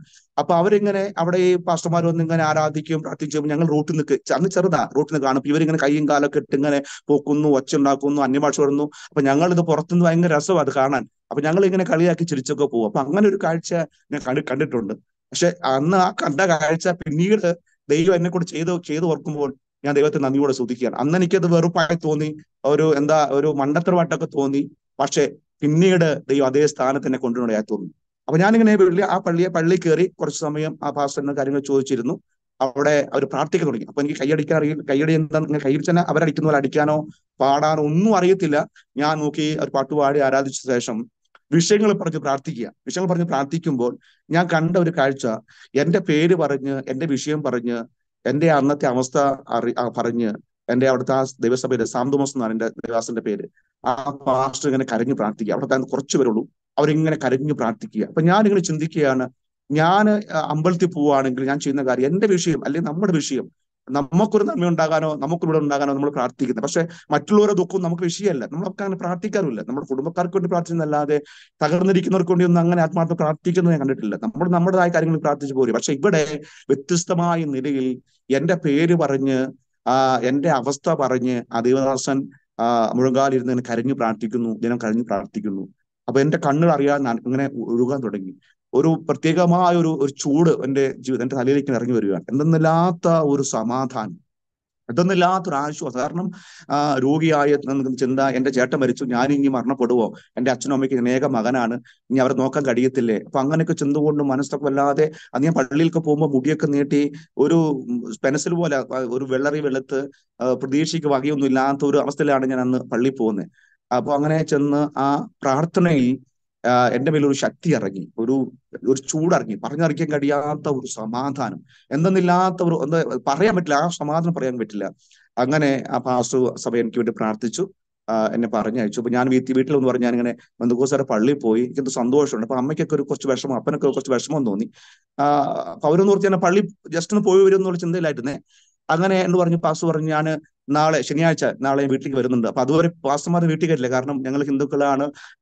RSSും ശാഖയും, ഞങ്ങളുടെ അവിടുത്തെ ആദ്യത്തെ RS ശാഖയൊക്കെ നടത്തി ഞങ്ങൾ. RSSന്റെ ആദ്യം കൂട്ടം, അമ്പലത്തിൽ ആദ്യം കൂട്ടം നടത്തി ഞങ്ങൾ. അപ്പൊ ആ ഒരു ബന്ധമൊക്കെ ഉള്ളത് കൊണ്ട് പാസ്റ്റർമാരൊന്നും വീട്ടിൽ കയറ്റത്തില്ല, കാരണം ഇവർ ക്രിസ്ത്യാനികൾ, മതമറ്റക്കാരെന്നുള്ള ഒരു ചിന്തയാണ്. അപ്പൊ എന്നോട് പാസ്റ്റർ പറഞ്ഞു, ഞാൻ ശനിയാഴ്ച രമേശ് വീട്ടിലേക്ക് വരുന്നുണ്ടെന്ന് പറഞ്ഞു. അങ്ങനെ പാസ്റ്റർ എന്റെ വീട്ടിലേക്ക് വരിക. അന്ന് ഒരു കൊച്ചു വീടാണ്. എന്റെ അച്ഛൻ കട്ടപ്പണിക്കാരനാണ്, പക്ഷെ നല്ല വീടില്ല. 4 തൂണൊക്കെ ആയിട്ടുള്ള ഒരു ചെറിയ ഒരു വീട്, പ്ലാസ്റ്റിക് ഒക്കെ മുകളിലിട്ട വീട്. കാരണം ഈ ഒരു പഴഞ്ചൊല്ലുണ്ടല്ലോ, ഈ കൊശവൻ നല്ല കലത്തിൽ കഞ്ഞി വെക്കില്ല എന്നുള്ളൊരു പഴഞ്ചൊല്ല് പോലെ എന്റെ അച്ഛൻ കട്ടപ്പണിക്കാരനാ, പക്ഷെ ഞങ്ങൾക്ക് നല്ല ഒരു വീടില്ല. അങ്ങനത്തെ അവിടെ എല്ലാവർക്കും കറണ്ട് ഉണ്ട്, പക്ഷെ ഞങ്ങൾക്ക് കറണ്ട് ഇല്ല. കാരണം കറണ്ട് ഇല്ലാന്ന് വെച്ചാൽ ഈ ഓല മേഞ്ഞ അല്ലെങ്കിൽ ഈ പ്ലാസ്റ്റിക് ഇട്ട പെരക്കകത്ത് കറണ്ട് കൊടുത്താൽ അങ്ങനെ കത്തിപ്പോയെന്നോർത്ത് ഞങ്ങൾക്ക് മാത്രം കറണ്ട് ഇല്ല. അപ്പൊ എല്ലാവർക്കും കറണ്ട് ഉണ്ട്, ഞങ്ങൾക്ക് കറണ്ട് ഇല്ല. അപ്പൊ അങ്ങനെയൊക്കെ ഒരു സമയത്ത് ഈ പാസ്റ്റർ എന്റെ വീട്ടിലേക്ക് വന്ന്, എന്റെ പാസ്റ്റർക്ക് ഇരിക്കാൻ കൊടുക്കാൻ ഒരു എന്താ പറയാ, ഒരു കസാരയോ ഒരു സാധനവും ഇല്ല. അങ്ങനത്തെ ഒരു വല്ലാത്ത ഒരവസ്ഥയിലാണ് അന്ന് ഞങ്ങൾ പോയിക്കൊണ്ടിരുന്നത്. കാരണം ചേട്ടൻ ഭരണവും അച്ഛന്റെ മദ്യപാനവും, ഒരു തകർന്ന അന്തരീക്ഷം. അന്ന് കുടുംബക്കാരോ ചർച്ചക്കാർക്കൊന്നും ഞങ്ങൾക്ക് തരാൻ ആശ്വാസം, അവർ വന്നു പോകുന്നല്ലാതെ യഥാർത്ഥമായ ഒരു സമാധാനം തരാൻ കഴിഞ്ഞിട്ടില്ല. അപ്പോ പാസ്റ്ററോട് ഒന്ന് എന്നോട് സൂക്ഷിച്ചിട്ട് പറഞ്ഞ്, എന്റെ അടുത്ത് ഒരു പുതിയ നിയമം എന്ന് പറഞ്ഞു, രമേശേ, നിന്നെ ഇതിലേക്ക് കൂട്ടിക്കൊണ്ട് ഞങ്ങൾക്കൊന്നും കിട്ടാനില്ല. പക്ഷെ ഒരു കാര്യമുണ്ട്, നിന്റെ ആത്മാവിന്റെ വില മുഴു ലോകത്തിൽ വിലയേറിയത്. ഒരു മനുഷ്യന്റെ ആത്മാവിന്റെ വില മുഴു ലോകത്തേക്കാൾ വിലയേറിയത്. അതുകൊണ്ട് നിന്നെ ഞങ്ങൾ കൂട്ടി ഞങ്ങൾക്ക് പണം കിട്ടും അങ്ങനൊന്നുമല്ല. പക്ഷെ നിന്റെ ജീവിതത്തിൽ നീ അനുഭവിക്കുന്ന ഈ വിഷയത്തിന് ഒരു പരിഹാരം തരാൻ കഴിയുന്ന ഒരാളുണ്ട്, അത് യേശു കർത്താവാണ്. അതുകൊണ്ട് ഞാൻ യേശു വിശ്വസിക്കാൻ കഴിഞ്ഞ നിശ്ചയമായും നിങ്ങളുടെ വിഷയങ്ങൾ പരിഹാരം വരുത്തും, കുടുംബ വിഷയങ്ങൾ പരിഹാരം വരും എന്ന് പറഞ്ഞ് അന്നൊരു പുതിയ നിയമം പാസ്റ്റർക്ക് തന്നു. അന്ന് പ്രാർത്ഥിച്ച് പാസ്റ്റർ പോയി. പിറ്റേ ദിവസം പറഞ്ഞു ഞായറാഴ്ചയാണ്, പറ്റുമെങ്കിൽ പള്ളി വരാൻ പറഞ്ഞു. അങ്ങനെ ഞാൻ ദൈവം എന്നെ കൊണ്ടുപോവാണ്. പോണോ എന്നുള്ള ഒരു ചിന്തയിലൊക്കെ ഇങ്ങനെ നിൽക്കുക. അപ്പൊ ആ സമയം ഓണത്തിന്റെ ഒക്കെ സമയമൊക്കെ ആയതുകൊണ്ട് ഇഷ്ടംപോലെ അമ്മ ആടാനും ഈ ഓണക്കളിക്കൊക്കെ പോകണ്ടാട്ടോ കൊണ്ട് ഒരു മടി. പക്ഷെ എനിക്ക് അങ്ങനെ എന്തോ അന്ന് ഞായറാഴ്ച പോകണം തോന്നി. അന്ന് പള്ളിയിൽ പോയി ആരാധന കഴിഞ്ഞു. അപ്പൊ ഞാൻ ചെറുപ്പം മുതലേ നല്ല വോളിബോൾ കളിക്കും. അപ്പോൾ വോളിബോൾ കളിക്കാനൊക്കെ പോകുന്നു. വൈകുന്നേരം ഇപ്പോൾ ഞങ്ങൾ എന്റെ സ്നേഹിതൻ ബിനീഷ് ഞങ്ങളൊക്കെ ഒന്നിച്ച് കളിക്കുന്ന കബഡി കളി, ഇതുപോലെ ഈ പന്ത് കളിയൊക്കെയാണ്. അങ്ങനെ പന്ത് കളി കളിച്ചിട്ട് ഞാൻ വീട്ടിലേക്ക് വരുമ്പോൾ പെട്ടെന്ന് എന്റെ വയറ് ഇങ്ങനെ പെട്ടെന്ന് വേദന തുടങ്ങി. വല്ലാതെ ഞാൻ ഓർത്ത് ഞാൻ മരിച്ചു പോകുന്ന ചിന്തയിലായി. അപ്പൊ ഞാനിങ്ങനെ വീട്ടിലൊന്നിങ്ങനെ കട്ടിലേക്ക് കടന്ന് ഉരുണ്ട് പറയും. കാരണം അതുപോലെ വേദന ഉണ്ടായിട്ടില്ല. അപ്പൊ ഞാൻ ചിന്തിച്ചു, ഞാനും മരിക്കാൻ പോവുക, എന്റെ ചേട്ടൻ മരിച്ചു, ഞാനും മരിക്കാൻ പോവുക, എന്റെ അച്ഛനും അമ്മയ്ക്കും ആരും ഇല്ലല്ലോ എന്ന് ചിന്തിച്ച് ഞാനിങ്ങനെ ഭാരപ്പെടുന്നു. ആ സമയത്ത് എന്റെ അമ്മ ഈ തൊട്ടടുത്തുള്ള ബന്ധുക്കോസ് വീട്ടിൽ, അവിടേക്ക് അങ്ങനെ പോകാൻ കണ്ടെന്നല്ല അങ്ങനെ ഒരു ബന്ധങ്ങളൊന്നും, കാരണം ബന്ധുക്കോസിൽ പോയതുകൊണ്ടുള്ള ഒരു വല്ലാത്ത വിഷമം. അപ്പൊ എന്റെ അമ്മ ഓടി അവിടെ ആ വീട്ടിലേക്ക് ചെന്നു. അവിടുത്തെ ചേട്ടൻ പീറ്റർ എന്ന് പറയും, പീറ്റർ, അതുപോലെ പെണ്ണമ്മ, അവര് രണ്ടുപേരും കൂടെ വേഗം വീട്ടിലേക്ക് ഇറങ്ങി വന്നു. അവര് വന്ന് എന്റെ വയറിൽ കൈവച്ച് അന്ന് പ്രാർത്ഥിച്ചു. അവര് കൈവച്ച് പ്രാർത്ഥിച്ചു. ആ സമയത്ത് നിന്ന് അതുപോലെ ഞാൻ ഉരുണ്ടു മറിഞ്ഞ് മരണവെപ്രാളത്തിൽ മരിച്ചു പോകുമെന്ന് ചിന്തിച്ച ആ സമയത്ത് കർത്താവിന്റെ കരം തൊട്ട് എന്നെ അന്നധികം സൗഖ്യമാക്കി. അന്ന് എന്നെ സൗഖ്യമാക്കിയതാണ്. അന്ന് ആ അനുഭവം എനിക്ക് വലിയ ഒരു ആശ്വാസമായി. കാരണം എനിക്ക് മനസ്സിലായി, ഞാൻ അമ്മങ്ങോട് പാടിയിട്ടും അല്ലെങ്കിൽ വചന പാടാൻ പോയിട്ടും ശബരിമലയ്ക്ക് മലയ്ക്ക് പോയിട്ടും ഒന്നും തരാൻ കഴിയാത്ത സൗഖ്യം ആ എളിയ സഹോദരങ്ങൾ കടന്നു വന്ന് എന്റെ വയറിൽ കൈവച്ച് പ്രാർത്ഥിച്ചപ്പോൾ ദൈവം എനിക്ക് അന്ന് അത്ഭുത സൗഖ്യം നൽകി. അന്ന് ഞാൻ തീരുമാനമെടുത്തു, കർത്താവ് ഇനി ഞാൻ ജീവിക്കുന്നുവെങ്കിൽ എന്റെ യേശുവിന് വേണ്ടി ജീവിക്കുമെന്ന് ആ കിടക്കയിൽ വെച്ച് ഞാൻ തീരുമാനിച്ചു. അന്നത്തെ ആ ഒരു തീരുമാനമാണ്. അങ്ങനെ ഞാൻ പള്ളിയിൽ പോകാൻ തുടങ്ങി. പള്ളിയിൽ പോകുന്ന തുടങ്ങിയപ്പോഴേക്കും ആകപ്പാടെ കുടുംബക്കാർ മുഴുവൻ എതിർക്കാൻ തുടങ്ങി. RSS ഞാൻ ശാഖ നടത്തിക്കൊണ്ടുവന്ന സഹോദരങ്ങൾ വീട്ടിൽ വരാൻ തുടങ്ങി. അമ്പലത്തിൽ നിന്ന് ആൾക്കാർ വരാൻ തുടങ്ങി. കാരണം നമ്മൾ അങ്ങനെ സജീവമായിട്ടൊക്കെ നിൽക്കുന്ന ഒരവസ്ഥയുള്ളതുകൊണ്ട് ഇങ്ങനെ വന്നപ്പോൾ അല്ലെങ്കിൽ എതിർപ്പായി. ഞാൻ ടൗണിൽ കൂടെ പോകുമ്പോൾ ഞാൻ ചിന്തിക്കുക, ഞാൻ ജനിച്ചു വളർന്ന നാടാണ് എന്റെ ടൗണ്, ചെന്നൈ എല്ലാവർക്കും അറിയാം. പക്ഷെ ഞാൻ ഈ പള്ളിയിലേക്ക് ഈ ബൈബിൾ എടുത്ത് പോകുമ്പോൾ ഒരു വികൃത ജീവി പോകുന്ന പോലെ എന്നെ നോക്കിയ. അപ്പൊ അന്ന് ഞാൻ ചിന്തിച്ചു, എന്തുകൊണ്ടാണ് ഇങ്ങനെ? എന്നെ ഇത്ര നാള് ആരും ഇങ്ങനെ നോക്കാനില്ലായിരുന്നു. ഞാൻ രോഗിയ സമയത്ത് ആശ്വാസമൊക്കെ പറയാനോ ഒരു നേരത്തെ മരുന്ന് വിതരണം ആരുമില്ല. പക്ഷെ ഞാൻ ഈ വിശ്വാസത്തിലേക്ക് പോയി എന്റെ ജീവിതത്തിൽ മാറ്റം വന്ന സമയത്ത് എന്നെ എതിർക്കാനായിട്ട്, എന്നെ പിന്തിരിപ്പിക്കാനായിട്ട് ഒട്ടനവധി പേര് വന്നു. എന്റെ സ്നേഹിതൻ ബിനീഷ്, എന്റെ ആത്മാ സ്നേഹിതൻ, ഞങ്ങൾക്ക് രഹസ്യമൊന്നുമില്ല, ഹൃദയം തുറന്ന് സംസാരിക്കുന്ന അവന് ഞാൻ വിശ്വാസം വന്ന് ഭയങ്കര വിഷമായി പോയി. അവൻ പറഞ്ഞു, നീ കാണിച്ചത് വലിയ മണ്ടത്തരമാണ്, നിനക്ക് എന്നെ ഭ്രാന്ത് പിടിച്ചോ? നല്ല പ്രായത്തിൽ അടിച്ചു പൊളിച്ച് ജീവിക്കേണ്ട പ്രായത്തിൽ നീ ഇങ്ങനെ പോയോ? നീ കൂടി വന്ന ഒരു 6 മാസം നീ പോകും, പിന്നെ നീ തിരിച്ചു വരും. കാരണം ഈ അമ്മയോട് ആടാനും ഡാൻസ് കളിക്കാനൊക്കെ നീ തിരിച്ചു വരും. പക്ഷെ കൃപയാൽ ഇന്ന് 10-35 വർഷമായി കർത്താവ് നിർത്തുകയായിരുന്നു. ഇതുവരെ പിന്തിരിഞ്ഞു പോകാൻ ദൈവം അനുവദിച്ചില്ല. കർത്താവിന്റെ കൃപയാൽ ദൈവം ഇതുവരെ നടത്തുന്നു. അങ്ങനെ ഞാൻ എന്റെ മാറ്റം, എന്റെ ജീവിതത്തിൽ ശരീരത്തിൽ മാറ്റം വരാൻ തുടങ്ങി, ജീവിതത്തിൽ മാറ്റം വരാൻ തുടങ്ങി. അപ്പൊ എന്റെ മാറ്റം കണ്ടപ്പോൾ എന്റെ അമ്മ പറഞ്ഞു, ഞാനും എന്റെ മോൻ പോകുന്ന പള്ളിയിൽ പോവുക. എന്റെ അമ്മ, ഞാൻ പിന്നെ തൊട്ടടുത്ത് വേറൊരു ഇതുപോലെ ഹിന്ദു വിശ്വാസി വന്ന കുടുംബമുണ്ട്. അപ്പൊ അവിടെ ഒരു കുടുംബ പ്രാർത്ഥനയ്ക്ക് എന്റെ അമ്മ ആദ്യം വരുന്നത് അന്ന് സ്വർണ്ണമൊന്നല്ല, ചെറിയ കമ്മലും മാലയൊക്കെ ഉണ്ട് വരവിന്റെ, അതൊക്കെ ഊരിയിട്ട് തനി ഒരു ബന്ധുക്കോസുകാരിയായിട്ട് എന്റെ അമ്മ പ്രാർത്ഥനയ്ക്കായി വന്നു. അങ്ങനെ ഞങ്ങൾ രണ്ടുപേരും പ്രാർത്ഥിച്ചു, പള്ളിയിൽ പോകാൻ തുടങ്ങി. വലിയ മാറ്റങ്ങൾ ഉണ്ടാകാൻ തുടങ്ങി. ആ സമയത്ത് ഞാൻ ഇപ്പോൾ ഓർക്കുന്നുണ്ട്, ഞങ്ങളുടെ ചർച്ചിൽ 7 ദിവസം ഉപവാസ പ്രാർത്ഥനയിലെ സേവ്യർ ജെയിംസ് എന്ന് പറഞ്ഞ ദിവാസൻ, അദ്ദേഹം മറക്കാൻ പറ്റില്ല, സേവ്യർ ജെയിംസ്. അദ്ദേഹം പൂനെയിൽ നിന്ന് ആ ഉപവാസ പ്രാർത്ഥനയ്ക്കായി ഞങ്ങളുടെ സാം തോമസ് മാസ്റ്റർ ചർച്ചിൽ വിളിച്ചു. അദ്ദേഹം വന്നിങ്ങനെ സുവിശേഷം പറഞ്ഞിങ്ങനെ പ്രാർത്ഥന സമയത്ത് ദൈവാത്മാവ് എന്നോട് ഇടപെട്ടു, എന്റെ പാവങ്ങളെ വെളിപ്പെടുത്തി തന്നു. വലിയ അപ്പൊ ഞാൻ അന്ന് വാവിട്ട് കരഞ്ഞ്, അന്ന് ഞാൻ അതിന്റെ ശുശ്രൂഷയിൽ കർത്താവിനെ സ്വന്തം രക്ഷിതാവും കർത്താവുമായിട്ട് സ്വീകരിപ്പാൻ കർത്താവ് എനിക്ക് ഇടയാക്കി. 93 പോയി 94 ഞാൻ കർത്താവിനെ സ്വന്തം രക്ഷിതമായി ജനുവരി മാസം ആദ്യം തന്നെ ദർശനം സ്വീകരിച്ചു. ഞാൻ യേശുവിനെ സ്വന്തം രക്ഷിതാവ് ശരിക്കും ഞാൻ പൊട്ടിക്കരയുക. പള്ളിക്കകത്ത് കടന്ന് ഞാനിങ്ങനെ കരയുകയാണ്. ഞാൻ കരഞ്ഞു നിലവിളിച്ചു, പാവങ്ങൾ ഏറ്റു പറഞ്ഞു. അന്നൊക്കെ ഞാൻ പള്ളിയിൽ പോയെങ്കിലും മുടിയൊന്നും വിട്ടിട്ടില്ല, മുടിയൊക്കെ നീട്ടി ഒരു വല്ലാത്ത അവസ്ഥയിൽ തന്നെയാണ്. അപ്പോൾ അദ്ദേഹം ആ രക്ഷാവാചകം എന്നോട് ഏറ്റു പറഞ്ഞു. ഞാൻ അന്ന് സമർപ്പിച്ചു. ഉച്ചയ്ക്ക് ശേഷം അദ്ദേഹം പറഞ്ഞു, രമേശെ, നീ ഇങ്ങനെ പോയാൽ പറ്റില്ല, നിന്റെ മുടിയൊക്കെ ഒന്ന് പോയി വെട്ടണം, നല്ല വൃത്തിക്കൊക്കെ നിൽക്കണം എന്ന് പറഞ്ഞു. അങ്ങനെ അദ്ദേഹത്തിന്റെ വാക്ക് കേട്ട് ഞാൻ ഉച്ചയ്ക്ക് ശേഷം പോയി മുടിയൊക്കെ വെട്ടി വന്നു. എന്ന് പറയാ, രമേശിന്റെ പേരാണ് എന്റെ പ്രാർത്ഥന ബുക്കിൽ ഞാൻ ഇനി മുതൽ എഴുതാൻ പോകുന്നത് എന്ന് പറഞ്ഞ് അദ്ദേഹം അത് എഴുതി. അതൊന്നും ഞാൻ മറക്കാൻ കഴിയാത്ത അനുഭവം. അന്ന് എന്റെ അമ്മയും രക്ഷിക്കപ്പെട്ടു. ഞങ്ങൾ സന്തോഷത്തോടെ പോകുവാൻ തുടങ്ങി. പിന്നീട് ഭയങ്കര എതിർപ്പുകളും പ്രയാസങ്ങളും കളിയാക്കലും ഒറ്റപ്പെടലും ഒക്കെ ഉണ്ടായി. പക്ഷേ കൃപയാൽ കർത്താവിന് വേണ്ടി നിൽപ്പാൻ ദൈവം എനിക്ക് ഭാഗ്യമൊരുക്കി. എന്റെ അമ്മ ചിരിച്ചു കാണുന്നത്, എന്റെ ചേട്ടന്റെ മരണശേഷം എന്റെ അമ്മയൊന്ന് ചിരിക്കുന്നത്, അല്ലെങ്കിൽ സന്തോഷത്തോടെ ഒന്ന് കാണുന്നത് യേശുവിനെ ഞങ്ങൾ സ്വീകരിച്ചത് കൊണ്ടാണ്. എന്റെ അമ്മ സന്തോഷമായിട്ട്, എന്റെ അമ്മ എപ്പോഴും പറയും, എന്റെ ഒരു മോൻ പോയാലും ഇഷ്ടം പോലെ സഹോദരങ്ങൾ എന്റെ മോന് ദൈവം കൊടുത്തു എന്നിങ്ങനെ പറയും. ഇഷ്ടംപോലെ ബന്ധങ്ങൾ, ഇഷ്ടംപോലെ സ്നേഹിതന്മാർ, ഇഷ്ടംപോലെ സഹോദരങ്ങൾ ദൈവം കൊടുത്തു എന്ന് പറഞ്ഞ് എന്റെ അമ്മ ആശ്വസിക്കുന്നത് കണ്ടിട്ടുണ്ട്. അങ്ങനെ സന്തോഷമായി പോകുന്നു. പക്ഷെ ഇടയ്ക്ക് ഈ അച്ഛനും മദ്യപാനം ഉള്ളത് കൊണ്ട് ആരെങ്കിലൊക്കെ എന്തെങ്കിലും പറയുമ്പോൾ പിന്നെ ഭയങ്കര പ്രശ്നമൊക്കെ ആയി. ഇടയ്ക്ക് പ്രശ്നമാക്കും, പിന്നെ അങ്ങ് തണുക്കും, അങ്ങനെയൊക്കെ അങ്ങ് പോയിക്കൊണ്ടിരിക്കും. എന്റെ അച്ഛൻ വിശ്വാസം വന്നിട്ടില്ല. ഏകദേശം എന്റെ ഉള്ളിൽ ഏറ്റവും വലിയ ആഗ്രഹം, കർത്താവെ, ഞങ്ങൾ അറിഞ്ഞ ഈ സന്തോഷം എന്റെ അച്ഛനും അറിയണം. അങ്ങനെ ഞാൻ അച്ഛനോട് വേണ്ടിയൊക്കെ പ്രാർത്ഥിക്കുമായിരുന്നു. അപ്പൊ ഞാൻ ഈ സുവിശേഷിക്ക് വേലയ്ക്ക് പോകാനായിട്ടുള്ള ഒരു കാര്യം എന്ന് പറഞ്ഞാൽ, ഞാൻ ഈ എന്റെ പാസ്റ്റർ സാം തോമസ് പാസ്റ്റർ വിസിറ്റിങ്ങിന് സുവിശേഷ വേലയ്ക്ക് പോകുമ്പോൾ ഞാൻ അന്ന് അദ്ദേഹത്തിനോട് പുറകെ പോകുമായിരുന്നു. അപ്പോൾ പോകുമ്പോൾ ഞാൻ ഒരിക്കലും എനിക്ക് ആഗ്രഹമുണ്ട്, ഒരു സുവിശേഷകനാണെന്ന് ആഗ്രഹമുണ്ട്. പക്ഷെ വിദ്യാഭ്യാസമാണെങ്കിൽ അത്ര നല്ല വിദ്യാഭ്യാസം എനിക്കില്ല. അത് മാത്രമല്ല, എന്റെ നാവിന് അല്പം കട്ടിയായതുകൊണ്ട് ഞാൻ പറയുന്നതൊക്കെ പലർക്കും തിരിയാതെ വരും. ഈ ഭയങ്കര സ്പീഡാണ് എന്റെ വർത്തമാനത്തിന്. നിങ്ങൾക്ക് എത്ര പോലെ തിരിയുമെന്ന് എനിക്ക് അറിയത്തില്ല. ഭയങ്കര സ്പീഡാണ്. അപ്പൊ ഞാൻ പറയുന്നൊന്നും വേണ്ടും പോലെ ആർക്കും അങ്ങനെ തിരിയാതെയൊക്കെ വരുന്നു. അപ്പോ പരിമിതികൾ കുറേയുണ്ട്. പക്ഷെ എന്റെ ഉള്ളിൽ ഈ ചർച്ചിൽ വന്ന് ഈ ചെറുപ്പക്കാരായ സുവിശേഷകന്മാർ വന്ന് പ്രസംഗിക്കുമ്പോൾ ഞാൻ ഇങ്ങനെ ചിന്തിക്കും, എനിക്ക് ഇതുപോലൊരു പാസ്റ്ററാക്കാൻ പറ്റുമോ, എനിക്കും കർത്താവ് വേല ചെയ്യാൻ പറ്റുമോ? കാരണം എന്നെ പോലെ തകർന്നു നടക്കുന്ന അനേക ചെറുപ്പക്കാരില്ലേ. ഞാൻ അന്ന് യേശു അറിഞ്ഞില്ലെങ്കിൽ ഞാനും ഇതുപോലെ തകർന്നു പോകുമായിരുന്നല്ലോ, ഒരു വല്ലാത്ത അവസ്ഥയായി പോകുമല്ലോ എന്നൊക്കെ ചിന്തിച്ച് എനിക്കും കർത്താവിന് വേണ്ടി വേല ചെയ്യണം എന്നുള്ള ആഗ്രഹം എനിക്ക് ഉള്ളിൽ, അതിയായ ആഗ്രഹം ഇതിനകത്തുണ്ട്. പക്ഷെ എന്റെ സാഹചര്യം ഒന്നും സുവിശേഷിക്ക് വേലയ്ക്ക് പോകാൻ പറ്റിയ ഒരു സാഹചര്യം എന്റെ മുമ്പിലില്ല. കാരണം അച്ഛനും അമ്മ രണ്ടുപേരാണ്, അവരെ നോക്കേണ്ട കടമ എനിക്കാണ്. അവർ പ്രായമായിട്ടൊക്കെ വരുന്നുണ്ട്. അപ്പൊ ഒരു മോനായ ഞാൻ സുവിശേഷ വേലയ്ക്ക് പോയി കഴിഞ്ഞാൽ അവരുടെ കാര്യമൊക്കെ പ്രയാസമാവും. പക്ഷെ എന്റെ ഉള്ളിൽ ഭയങ്കര ആഗ്രഹമാണ് ഒരു സുവിശേഷ വേല ചെയ്യണം, കർത്താവിന്റെ ദാസനാകണം. അങ്ങനെ ഞാൻ ഞങ്ങളുടെ ചർച്ചയിൽ ഒരു 7 ദിവസം ഉപവാസം, അതുപോലെ ഇത് 7 ദിവസം ഉപവാസം. അപ്പൊ ഞാൻ പറഞ്ഞ ഒറ്റ വിഷയം, കർത്താവ്, നീ എന്നെ സുവിശേഷ വേലയ്ക്ക് കണ്ടിട്ടുണ്ടെങ്കിൽ എന്നോട് ദൈവാത്മാവ് ഇടപെടണം, സംസാരിക്കണം. അങ്ങനെ 3-ാമത്തെ ദിവസം അന്ന് ശുശ്രൂഷിക്കാൻ ഒരു പാസ്റ്റർ അവിടെ വന്നു.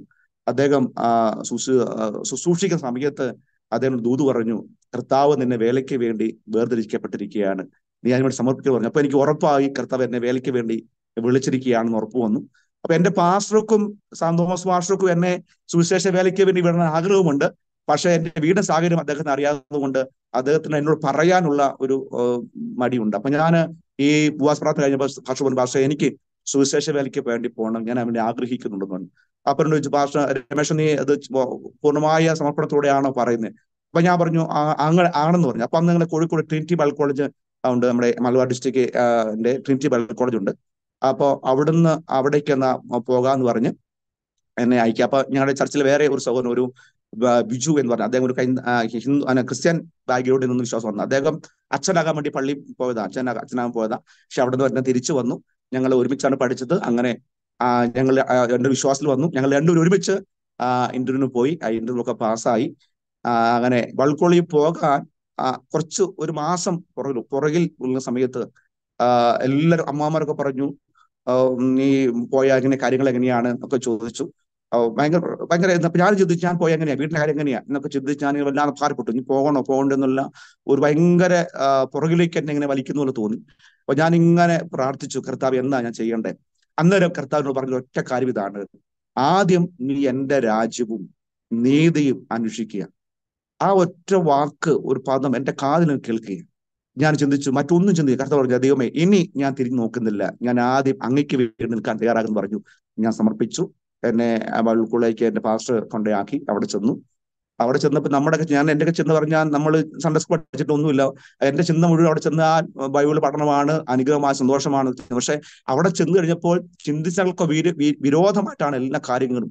കുറെ പഠിക്കാൻ, അസൈൻമെന്റ് എഴുതണം, പഠിക്കാൻ കുറെ ഉണ്ട്, ഒരു രക്ഷയില്ല. അമ്മേശ്വത്രം ഞാൻ വല്ലാതെ ഭാരപ്പെട്ടു. ഞാൻ ചിന്തിച്ചു, ഇവിടെ എനിക്ക് പഠിക്കാൻ പറ്റില്ല. ഞാനിങ്ങനെ വല്ല ഭാരപ്പെടുകയാണ്. അപ്പോൾ ഞാൻ കോട്ടൂളി അതൊരു വാടക വീട്ടിലാണ് ഇന്ന് ഞങ്ങളുടെ കോളേജ് നടക്കുന്നത്. അപ്പൊ എല്ലാ സൗകര്യങ്ങളും, അന്ന് ഞങ്ങളുടെ ബാച്ച് 12ഓളം പേരുണ്ട്.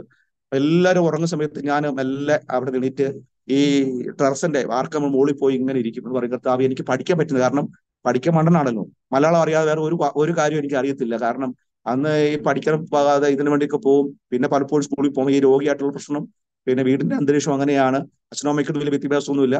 അപ്പോ നമ്മൾ പറയില്ലേ, കുമ്പളം നട്ട മൊത്തം വിളിക്കുന്ന പറഞ്ഞാലേ ആ ഒരു ഇതൊക്കെയാണ്. പക്ഷെ അതൊക്കെ മാറ്റി ദൈവം ഇതൊക്കെ മാറ്റി. കാരണം എന്റെ മക്കൾ ഇന്ന് നല്ല രീതിയിൽ പഠിക്കുക. എനിക്ക് വിദ്യാഭ്യാസം ഇല്ലെങ്കിലും എന്റെ മക്കളെ കർത്താവ് പഠിപ്പിച്ചു. ഞാൻ ചിന്തിക്കുക, ഞാൻ പലപ്പോഴും ഓർക്കാറുണ്ട്, ഞങ്ങൾ രണ്ടുപേർക്കാണെങ്കിലും അങ്ങനെ ഒരു നല്ല പഠിത്തമൊന്നുമില്ല. പക്ഷെ മക്കളെ ദൈവം മാനിച്ചത് കാണാൻ വേണ്ടിയായിരുന്നു. അപ്പോൾ നമ്മുടെ എല്ലാ ഭാര്യകളും പൊളിക്ക് ദൈവത്തിന് കഴിയുമെന്ന് എനിക്ക് മനസ്സിലായി. നമ്മൾക്ക് വിദ്യാഭ്യാസം ഇല്ലെങ്കിൽ പോലും നമ്മുടെ തലമുറയെ ദൈവം മാനിക്കുന്നുള്ളത് എന്റെ അനുഭവമാണ്. അപ്പൊ ഞാനിങ്ങനെ ആ ബൾക്കോളം ഇരുന്ന് ഞാനിങ്ങനെ പറഞ്ഞു, കർത്താവെ എനിക്ക് വല്ല പരി തരണം, അല്ലെങ്കിൽ എന്തെങ്കിലും അസുഖം തരണം. കാരണം പാസ്റ്ററാകാൻ പോയിട്ട് ഇട്ടെറിഞ്ഞ് വരുമ്പോൾ കളിയാക്കലും. അപ്പൊ കളിയാക്കല് കേൾക്കാതിരിക്കാനായിട്ട് ഞാൻ പറഞ്ഞു, എനിക്ക് എന്തെങ്കിലും അസുഖം തരണം. ഞാൻ ടെറസിന് മുകളിൽ കയറി ഇങ്ങനെ കരഞ്ഞു പ്രാർത്ഥിക്കുക. ഞാൻ വാവിട്ട് കരയുക വല്ലാതെ. കാരണം പഠിക്കാൻ പറ്റുന്നില്ല, ഒന്നും ഓർക്കുന്നില്ല, എഴുതാൻ പറ്റുന്നില്ല, പഠിക്കാൻ പറ്റുന്നില്ല. ഞാൻ എഴുതുന്നത് ഞാനല്ലാതെ ഉലകത്തിൽ വരെ ആർക്കും വായിക്കാൻ പറ്റില്ല. അങ്ങനത്തെയാണ് എൻ്റെ എഴുത്തും, അങ്ങനത്തെയാണ് എൻ്റെ കൈയക്ഷരമൊക്കെ.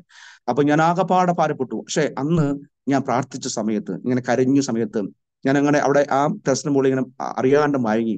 ആ സമയത്ത് ആരോ എൻ്റെ അടുക്കലേക്ക് വരുന്ന ഒരു അനുഭവം എനിക്കുണ്ടായി. എന്റെ കാതിൽ പറയുകയാണ്, ഭയപ്പെടണ്ട, ഞാൻ നിന്റെ കൂടെയുണ്ട് എന്ന് ഒരു വാക്ക് ഞാൻ ഇങ്ങനെ കേൾക്കുക. ആ വാക്ക് കേട്ടപ്പോഴേക്കും എനിക്ക് അങ്ങ് ഉറപ്പായി, കർത്താവ് എൻ്റെ കൂടെ ഉണ്ടെന്ന്. അങ്ങനെ ഞാൻ അവിടുന്ന് ഇറങ്ങി വന്നു. പിന്നെ അവിടുത്തെ പഠനം ഒന്നിനും ഒരു പ്രയാസം വന്നില്ല. 2 വർഷം പറഞ്ഞു പോയിട്ട് നല്ല മാർക്കോടുകൂടെ പാസ്സാകാൻ കർത്താവ് ഇടയാക്കി. പ്രസംഗിക്കാൻ അറിയത്തില്ല, പ്രസംഗികളൊക്കെ ഞാൻ മാറി നിൽക്കും. ഈ ബിജു എന്ന് പറഞ്ഞവൻ നന്നായി പ്രസംഗിക്കാം. കാരണം അച്ഛനാകാൻ പോയിട്ട് നല്ല വിദ്യാഭ്യാസം കൊണ്ട് ഇംഗ്ലീഷ് അറിയാൻ പ്രസംഗിക്കും. അപ്പൊ എന്റെ ചാൻസ് കൂടി ഞാൻ പുള്ളി കൊടുക്കും. അപ്പൊ ഞാൻ ആരാധന, പാട്ട് പാടാനും ആരാധിക്കാനൊക്കെ ഞാനിങ്ങനെ മുന്നിൽ നിൽക്കും. പ്രസംഗിക്കാൻ നിൽക്കില്ല, കാരണം പ്രസംഗിക്കാൻ അറിയില്ല. അങ്ങനെ മാറി മാറി നിൽക്കുന്ന ഒരു കാലം കൊണ്ട് തന്നെ പറഞ്ഞാലും തിരിയത്തില്ല. അങ്ങനെ വല്ലാത്ത ഒരു അവസരം കൂടിയാണ് അന്ന് ഞാൻ പോയത്. പിന്നീട് അവിടെ നിന്ന് പഠനമൊക്കെ പൂർത്തീകരിച്ചു. എന്റെ ഗ്രാജുവേറ്റ് സമയം അതൊക്കെ എനിക്ക് മറക്കാൻ കഴിയാത്ത അനുഭവം. ഞങ്ങളുടെ 14 പേരുള്ള ബാച്ചില് 1.5 വർഷം എനിക്ക് തോന്നുന്നു 12 പേർക്ക് ഒരു 12 പേർക്കോളം മണി ഓർഡർ വരാൻ. എനിക്കും ഈ ബിജു എന്ന് പറഞ്ഞ ആൾക്കാണ് മണി ഓർഡർ വരാത്തത്. കാരണം സഭയിൽ നിന്ന് ഞങ്ങൾക്ക് സപ്പോർട്ട് ചെയ്യാൻ ആരുമില്ല, വീട്ടിൽ നിന്ന് തരാൻ ആരുമില്ല, മറ്റു ബന്ധങ്ങളൊന്നും ഞങ്ങൾക്കില്ല. അപ്പോ ഞാനിങ്ങനെ 1.5 വർഷം കഴിഞ്ഞപ്പോൾ, അപ്പോൾ അവിടെ ഈ ഞങ്ങളുടെ സൂപ്രണ്ട് VT സാറ് പറഞ്ഞു, രമേശും ബിജുവും ഫീസൊന്നും കൊടുക്കണ്ട, നിങ്ങൾക്ക് പഠിക്കാൻ തോന്നി. അപ്പൊ എന്റെ ഉള്ളിൽ എല്ലാവരും കുറച്ച് പൈസ കൊടുക്കുമ്പോൾ എന്റെ ഉള്ളിൽ ഭയങ്കര ആഗ്രഹമോ, ദൈവം ഇവിടുന്ന് ഇറങ്ങുന്ന മുമ്പായി ഒരു 500 രൂപയെങ്കിലും എനിക്ക് കൊടുക്കാൻ എനിക്ക് തരണമെന്ന് പറഞ്ഞ് ഞാൻ പ്രാർത്ഥിക്കുക. ഞാൻ ചിന്തിക്കുക, എനിക്ക് പണി കൊണ്ടൊന്നും വന്നില്ലെങ്കിലും ഏറ്റവും കൂടുതൽ സ്ഥലങ്ങളിൽ പോയത് ഞാനാണ്. എൻ്റെ കൂടെ പഠിക്കുന്ന സഹോദരന്മാർ എന്നെ കൊണ്ടുപോകും, കൊല്ലവും അവിടെ ഒക്കെ എന്നെ കൊണ്ടുപോകും. ഞാൻ ചിന്തിക്കുക, അത് മാത്രമല്ല എൻ്റെ വീട്ടിലേക്ക് ഞാൻ ഈ 1.5 വർഷം ശേഷം വീട്ടിലേക്ക് പൈസ കൊടുക്കാൻ പോലും സഹായിക്കുന്ന നിലയിലേക്ക് ദൈവം എന്നെ എത്തിച്ചു. ഒന്നുമില്ലാതെയാണ് പോയത്. ആ അവസ്ഥയൊക്കെ ഭയങ്കര ഞാൻ ഓർക്കുക. അപ്പൊ 1.5 വർഷം കഴിഞ്ഞപ്പോൾ എന്റെ കൂടെ പഠിക്കുന്ന പറയും, രമേശ് നിനക്കൊരു മണി ഓർഡർ വന്നിട്ടുണ്ട്. ഞാൻ എനിക്ക് ആരും മണി ഓർഡർ അയക്കാൻ? എന്റെ സഭയുടെ സ്ഥിതി എനിക്കറിയാം, അന്ന് പാവപ്പെട്ട സഭയാണ്, വീട്ടിൽ എനിക്ക് തരാൻ ആരുമില്ല. അപ്പൊ എനിക്ക് മണി ഓർഡർ അയക്കാൻ ആരുള്ളേ? ഞാനിങ്ങനെ പ്രാർത്ഥന, കർത്താവ് 500 രൂപ എനിക്ക് കൊടുത്തിട്ട് വേണം ഇവിടെ നിന്ന് ഈ കോളേജിൽ നിന്ന് ഇറങ്ങാനുള്ള ചിന്തയിൽ പ്രാർത്ഥിക്കുക. ഞാൻ നോക്കുമ്പോൾ മണി ഓർഡർ എടുക്കുമ്പോൾ ഒരു 500 രൂപ മണി ഓർഡറാണ്. ജോജി, ഞാൻ ഇന്ന് വരെ അദ്ദേഹം കണ്ടിട്ടില്ല. കണ്ണൂർ ചർച്ചിലെ ഒരു സഹോദരനാണ്. അപ്പൊ ആ ചർച്ചിലാണ് വേറെ ഞങ്ങളുടെ കൂടെ പഠിക്കുന്ന ഒരു എലിയാസ് എന്ന് പറയുന്ന ഒരു സഹോദരൻ പഠിക്കുന്നു. അപ്പൊ അദ്ദേഹം ആ ചർച്ചിൽ പോയ സമയത്ത് പറഞ്ഞു, ഇങ്ങനെ രമേശ് എന്ന് പറഞ്ഞ ആളെ ദൈവം എനിക്ക് കാണിച്ചു എനിക്ക് തന്നു, അദ്ദേഹം കുറച്ച് പണം കൊടുക്കണം എന്ന് പറഞ്ഞു. അപ്പോ ഈ ഏലിയാസിനോട് കാര്യം ചോദിക്കുക. അപ്പൊ ഏലിയാസ് പറഞ്ഞു, എന്റെ കൂടെ പഠിക്കുന്ന ഒരു സഹോദരനാണ് എന്നൊക്കെ പറഞ്ഞു. അങ്ങനെ അദ്ദേഹം എന്റെ അഡ്രസ്സ് മേടിച്ച് എനിക്ക് 500 രൂപ അയച്ചു തരാം. എന്റെ പ്രിയ സഹോദരൻ, ഞാൻ ഒരു കാര്യം പറയട്ടെ, കേൾക്കുന്ന പ്രേക്ഷകരെ, നമ്മുടെ ചെറിയ വിഷയങ്ങളെ പോലും അറിയുന്ന ദൈവമാണ്. നമ്മൾ പോലും അറിയാത്ത ഇടങ്ങളിൽ നിന്ന്, വഴികളിൽ നിന്ന് ദൈവം നമുക്ക് കൊടുക്കും. ഞാൻ ആ പൈസ പണിയോട് കിട്ടിയപ്പോൾ എന്റെ കണ്ണുകൾ നിറയുടെ തോന്നുന്നു. എനിക്ക് ആദ്യം ദൈവം തന്ന ഒരു വലിയ നന്മയാണത്, ദൈവത്തിന്റെ കരുണയാണ്. അത് പ്രാർത്ഥിച്ച് ആ പൈസ കൊടുത്ത് അപ്പോൾ എന്റെ ഗ്രാജുവേഷൻ സമയം അടുക്കുകയാണ്. അപ്പൊ ഗ്രാജുവേഷൻ സമയം അടുത്തപ്പോൾ ഞാൻ ചിന്തിക്ക്, അന്ന് ഡ്രസ്സ് വേണം, പാന്റ് വേണം, ഷർട്ട് വേണം. എന്ത് ചെയ്യും എനിക്കറിയില്ല, ചോദിക്കാൻ ആരും എനിക്കില്ല. അപ്പൊ ഞാൻ പറഞ്ഞു, കർത്താവെ, നീയാണ് എന്നോട് കൊണ്ടതെങ്കിൽ എന്റെ ആവശ്യങ്ങൾ ഒരാളോടും പറയാതെ എനിക്ക് നിവർത്തിച്ചു തരാൻ നീ ശക്തനാണ് പറഞ്ഞു. ഞാൻ ആരോടും പറഞ്ഞില്ല ഞാൻ ഇങ്ങനെ പ്രാർത്ഥിക്കും. അപ്പോ എന്റെ കൂടെ പഠിച്ച ഒരു തോമസ്, കൊല്ലത്താണ് അദ്ദേഹം, തോമസ്, അദ്ദേഹം എന്തെന്നറിയുമോ, അദ്ദേഹം ഡ്രസ്സ് വാങ്ങിയപ്പോൾ എനിക്കും കൂടിയുള്ള പാന്റ്, ഷർട്ട് ഒക്കെ മേടിച്ച് ഗ്രാജുവേഷന് വേണ്ടി എല്ലാ കാര്യങ്ങളും അദ്ദേഹം എനിക്ക് ഒരുക്കുന്നു. ഞാൻ ഒരു കാര്യം പറഞ്ഞില്ല, പക്ഷെ ദൈവം അദ്ദേഹത്തിന് ഇടപെട്ടു കൊണ്ടെത്തുന്ന. അപ്പൊ എന്റെ അമ്മ ഗ്രാജുവേറ്റ് സമയത്ത് വന്ന സമയത്ത് എന്റെ കയ്യിൽ കുറച്ച് പൈസ ഇങ്ങനെ വെച്ച് നൽകി തന്നു. അപ്പൊ ഞാൻ ചോദിച്ചത് എവിടെ നിന്ന് പൈസ കിട്ടിയേ? അപ്പൊ എന്റെ അമ്മ പറയാണ്, നമ്മുടെ സ്ഥലത്തിന്റെ കുറച്ച് സ്ഥലം എന്റെ അമ്മയുടെ ചേച്ചിന്റെ മുകളിൽ താമസിക്കുന്നുണ്ട്, അവർക്ക് കൊടുത്ത് അവിടെ നിന്ന് അവർക്ക് തന്ന പൈസയാണ്. അപ്പൊ ഞാൻ പറഞ്ഞു, വേണ്ട അമ്മ, അന്ന് അച്ഛൻ വിശ്വാസമല്ലല്ലോ. അപ്പൊ ഞാൻ പറഞ്ഞു, വേണ്ട അമ്മ, ഞാൻ ഈ പൈസ മേടിച്ചാൽ, സ്ഥലം വിറ്റാൽ നാളെ ചിലപ്പോൾ അച്ഛൻ പറയും മകൻ പാസ്റ്ററാക്കാൻ പോയിട്ട് എന്റെ സ്ഥലം വിൽക്കേണ്ട ഗതികേട് വന്നു എന്ന് പറയും, അതുകൊണ്ട് അത് തിരിച്ചു കൊടുക്കണം, സ്ഥലം തിരിച്ചു മേടിക്കണം. ദൈവം എനിക്കെല്ലാം, അമ്മ കണ്ടില്ലേ, എനിക്കെല്ലാം ദൈവം തന്നില്ലേ എന്ന് പറഞ്ഞ് ഞാൻ അവിടെ ഇറങ്ങി. അപ്പൊ അങ്ങനെ കോളേജിൽ ഇരുന്ന് പഠിക്കുന്ന സമയത്തൊക്കെ ഞാൻ പ്രാർത്ഥിക്കുന്ന സ്ഥലം ഇതാണ്, കർത്താവെ, നീ എന്നെ ഒരു സ്ഥലത്തേക്ക് അയക്കണം, ഒരു എളിയ ജനത്തിലേക്ക് അയക്കണം. അങ്ങനെ ഞാൻ പ്രാർത്ഥിക്കുമായിരുന്നു. അങ്ങനെ എന്നോട് ചോദിച്ചു എവിടെയാണ് പ്രവർത്തിക്കുന്നത്? അപ്പൊ ഞാൻ വയനാട്ടിൽ തന്നെ ഞാൻ പ്രവർത്തിക്കും. അതുകൊണ്ട് വാഗേരി എന്ന സ്ഥലം, നിങ്ങൾക്കറിയാം, കഴിഞ്ഞ ദിവസങ്ങളിൽ മൂടക്കൊല്ലി കടുവ കടിച്ചു വന്ന ഒരു പ്രദേശം, അവിടെയാണ് ഞാൻ ആദ്യം എൻ്റെ ദൈവം എനിക്ക് ഒരു തന്ന് ഞാൻ അവിടേക്കാണ് ഞാൻ പോകുന്നത്. അവിടെ നിന്ന് ഒരു വല്ലാത്തൊരു ഏരിയയാണ്. എൻ്റെ അപ്പം പറയും, നീ ലോകത്തെ എവിടെയും പോക്കും, പക്ഷെ മൂടക്കൊല്ലി മാത്രം പോകല്, കാരണം അങ്ങനെയുള്ള ഒരു സമൂഹമാണ് അവിടെ ഉള്ളത്. ഭയങ്കര അക്രമങ്ങളും ഭയങ്കര പ്രശ്നമുള്ള സ്ഥലം. പക്ഷെ ദൈവം എന്നെ അവിടേക്ക് അയച്ചു. അങ്ങനെ ഞാൻ ആ ചിന്തയിൽ അവിടെ ഞങ്ങൾ പോയി. അപ്പൊ അതിന് മുമ്പ് ഞാൻ ഈ കോളേജിൽ നിന്ന് ഇറങ്ങിയ സമയത്ത് എൻ്റെ വിവാഹം. അപ്പോൾ ഞാൻ ഒന്നും പ്രാർത്ഥിച്ച കർത്താവ്, ഒരു പാവപ്പെട്ട ഒരു കുടുംബത്തിൽ നിന്ന് ഒരു പെൺകുച്ചിനെ എനിക്ക് കെട്ടണം, അങ്ങനെ ഒരു ചിന്തയാണ്. അപ്പോൾ ഞങ്ങളുടെ ചർച്ചിൽ തന്നെ ആ സമയത്ത് വരുന്ന ഒരു കുടുംബം, ഹൈന്ദവ കുടുംബമാണ്, ഷോബി, അവൻ പള്ളി വരുന്നപ്പോൾ ഈ കുടുംബത്തിന്റെ ഈ എൻ്റെ അമ്മായിയച്ഛൻ, അദ്ദേഹം മരണപ്പെട്ടു. പക്ഷെ ഒരു വല്ലാത്ത മനുഷ്യനാണ്. അദ്ദേഹത്തിന് തലവട്ടം കണ്ട പൂച്ച പോലും മുമ്പിൽ ഓടിപ്പോകും, അത്ര ഒരു ഭയങ്കര മനുഷ്യനാണ്. കാരണം ഈ അർത്ഥകയ്ക്ക് ഉപ്പ് കേൾക്കില്ലെന്ന് പറഞ്ഞ പോലെ ഉള്ള ഒരു മനുഷ്യനാണ്. ഒരു ഭയങ്കര, ഈ മക്കളൊന്നും പുള്ളി മുമ്പിൽ നിൽക്കില്ല. എന്റെ ശോഭയൊക്കെ പറയും, ഞങ്ങളിപ്പോ ചിരിക്കുന്നതും സംസാരിക്കുന്നത് പോലും ഈ ഞങ്ങളൊക്കെ വിശ്വാസം വന്നതുകൊണ്ടാണ്. കാരണം അത്രമാത്രം പേടിച്ചൊക്കെ നിൽക്കുന്ന ഒരു കുടുംബത്തിലായിരുന്നു എൻ്റെ ഭാര്യ ജനിച്ചത്. അങ്ങനെ അവിടെയും ഒരു വല്ല തകർച്ച വരുന്ന. ചേച്ചി ഒരു ശാരീരിക പ്രയാസത്തിൽ ഭാരപ്പെട്ടു. അവരിങ്ങനെ ഹോമവും കനൊക്കെ നടത്തി ഒരു സൗഖ്യം കിട്ടാതെ വലിയ പ്രയാസം അനുഭവിച്ചപ്പോഴാണ് സുവിശേഷം കേട്ട് പുള്ളിക്കാരി ചേച്ചി പള്ളിയിലേക്ക് വന്നു. അങ്ങനെ പള്ളി വന്നു പോയി, ഞങ്ങൾ തുടർന്ന് അവിടെ പാസ്റ്റർ പോയി സുവിശേഷം പറഞ്ഞു. അങ്ങനെ എൻ്റെ അച്ഛൻ അന്ന് നല്ല മുറുക്കുന്നത് പറഞ്ഞാൽ അദ്ദേഹം കടയിൽ പോയാൽ തിരിച്ചു വരുന്നത് ഒരു സഞ്ചി സാധനങ്ങളല്ല, അരി സാധനങ്ങളല്ല, ആ സഞ്ചിക്കകത്ത് മുഴുവൻ ഈ വെറ്റിലയും അടയ്ക്കയും പുകലയൊക്കെ ആയിരിക്കും. അങ്ങനെ അത് കൊണ്ടുവന്ന് അത് കഴിക്കുന്ന ഒരു അനുഭവം. നല്ല പണിക്കാരനാണ്, കെട്ടുപണിക്കാരനൊക്കെയാണ്. പക്ഷെ ഈ മുറുക്കും ഈ ഭയങ്കര ഒച്ചയും ഒക്കെ ആയിട്ടുള്ള ഒരു മനുഷ്യനാണ്. അവന്റെ സുവിശേഷം കേട്ടു, അദ്ദേഹം അതെല്ലാം മാറ്റി ഈ ഈ കുഞ്ഞാടിനെ പോലെ ആക്കിയതുപോലെ അദ്ദേഹത്തെ ദൈവം മാറ്റി. ഞാൻ അവിടെയുള്ള ആൾക്കാർക്ക് പറയും, ഈ മാധവൻ ചേട്ടൻ ഇതുപോലെ ആകുമെന്ന് ഒരിക്കലും ആരും ചിന്തിച്ചില്ല.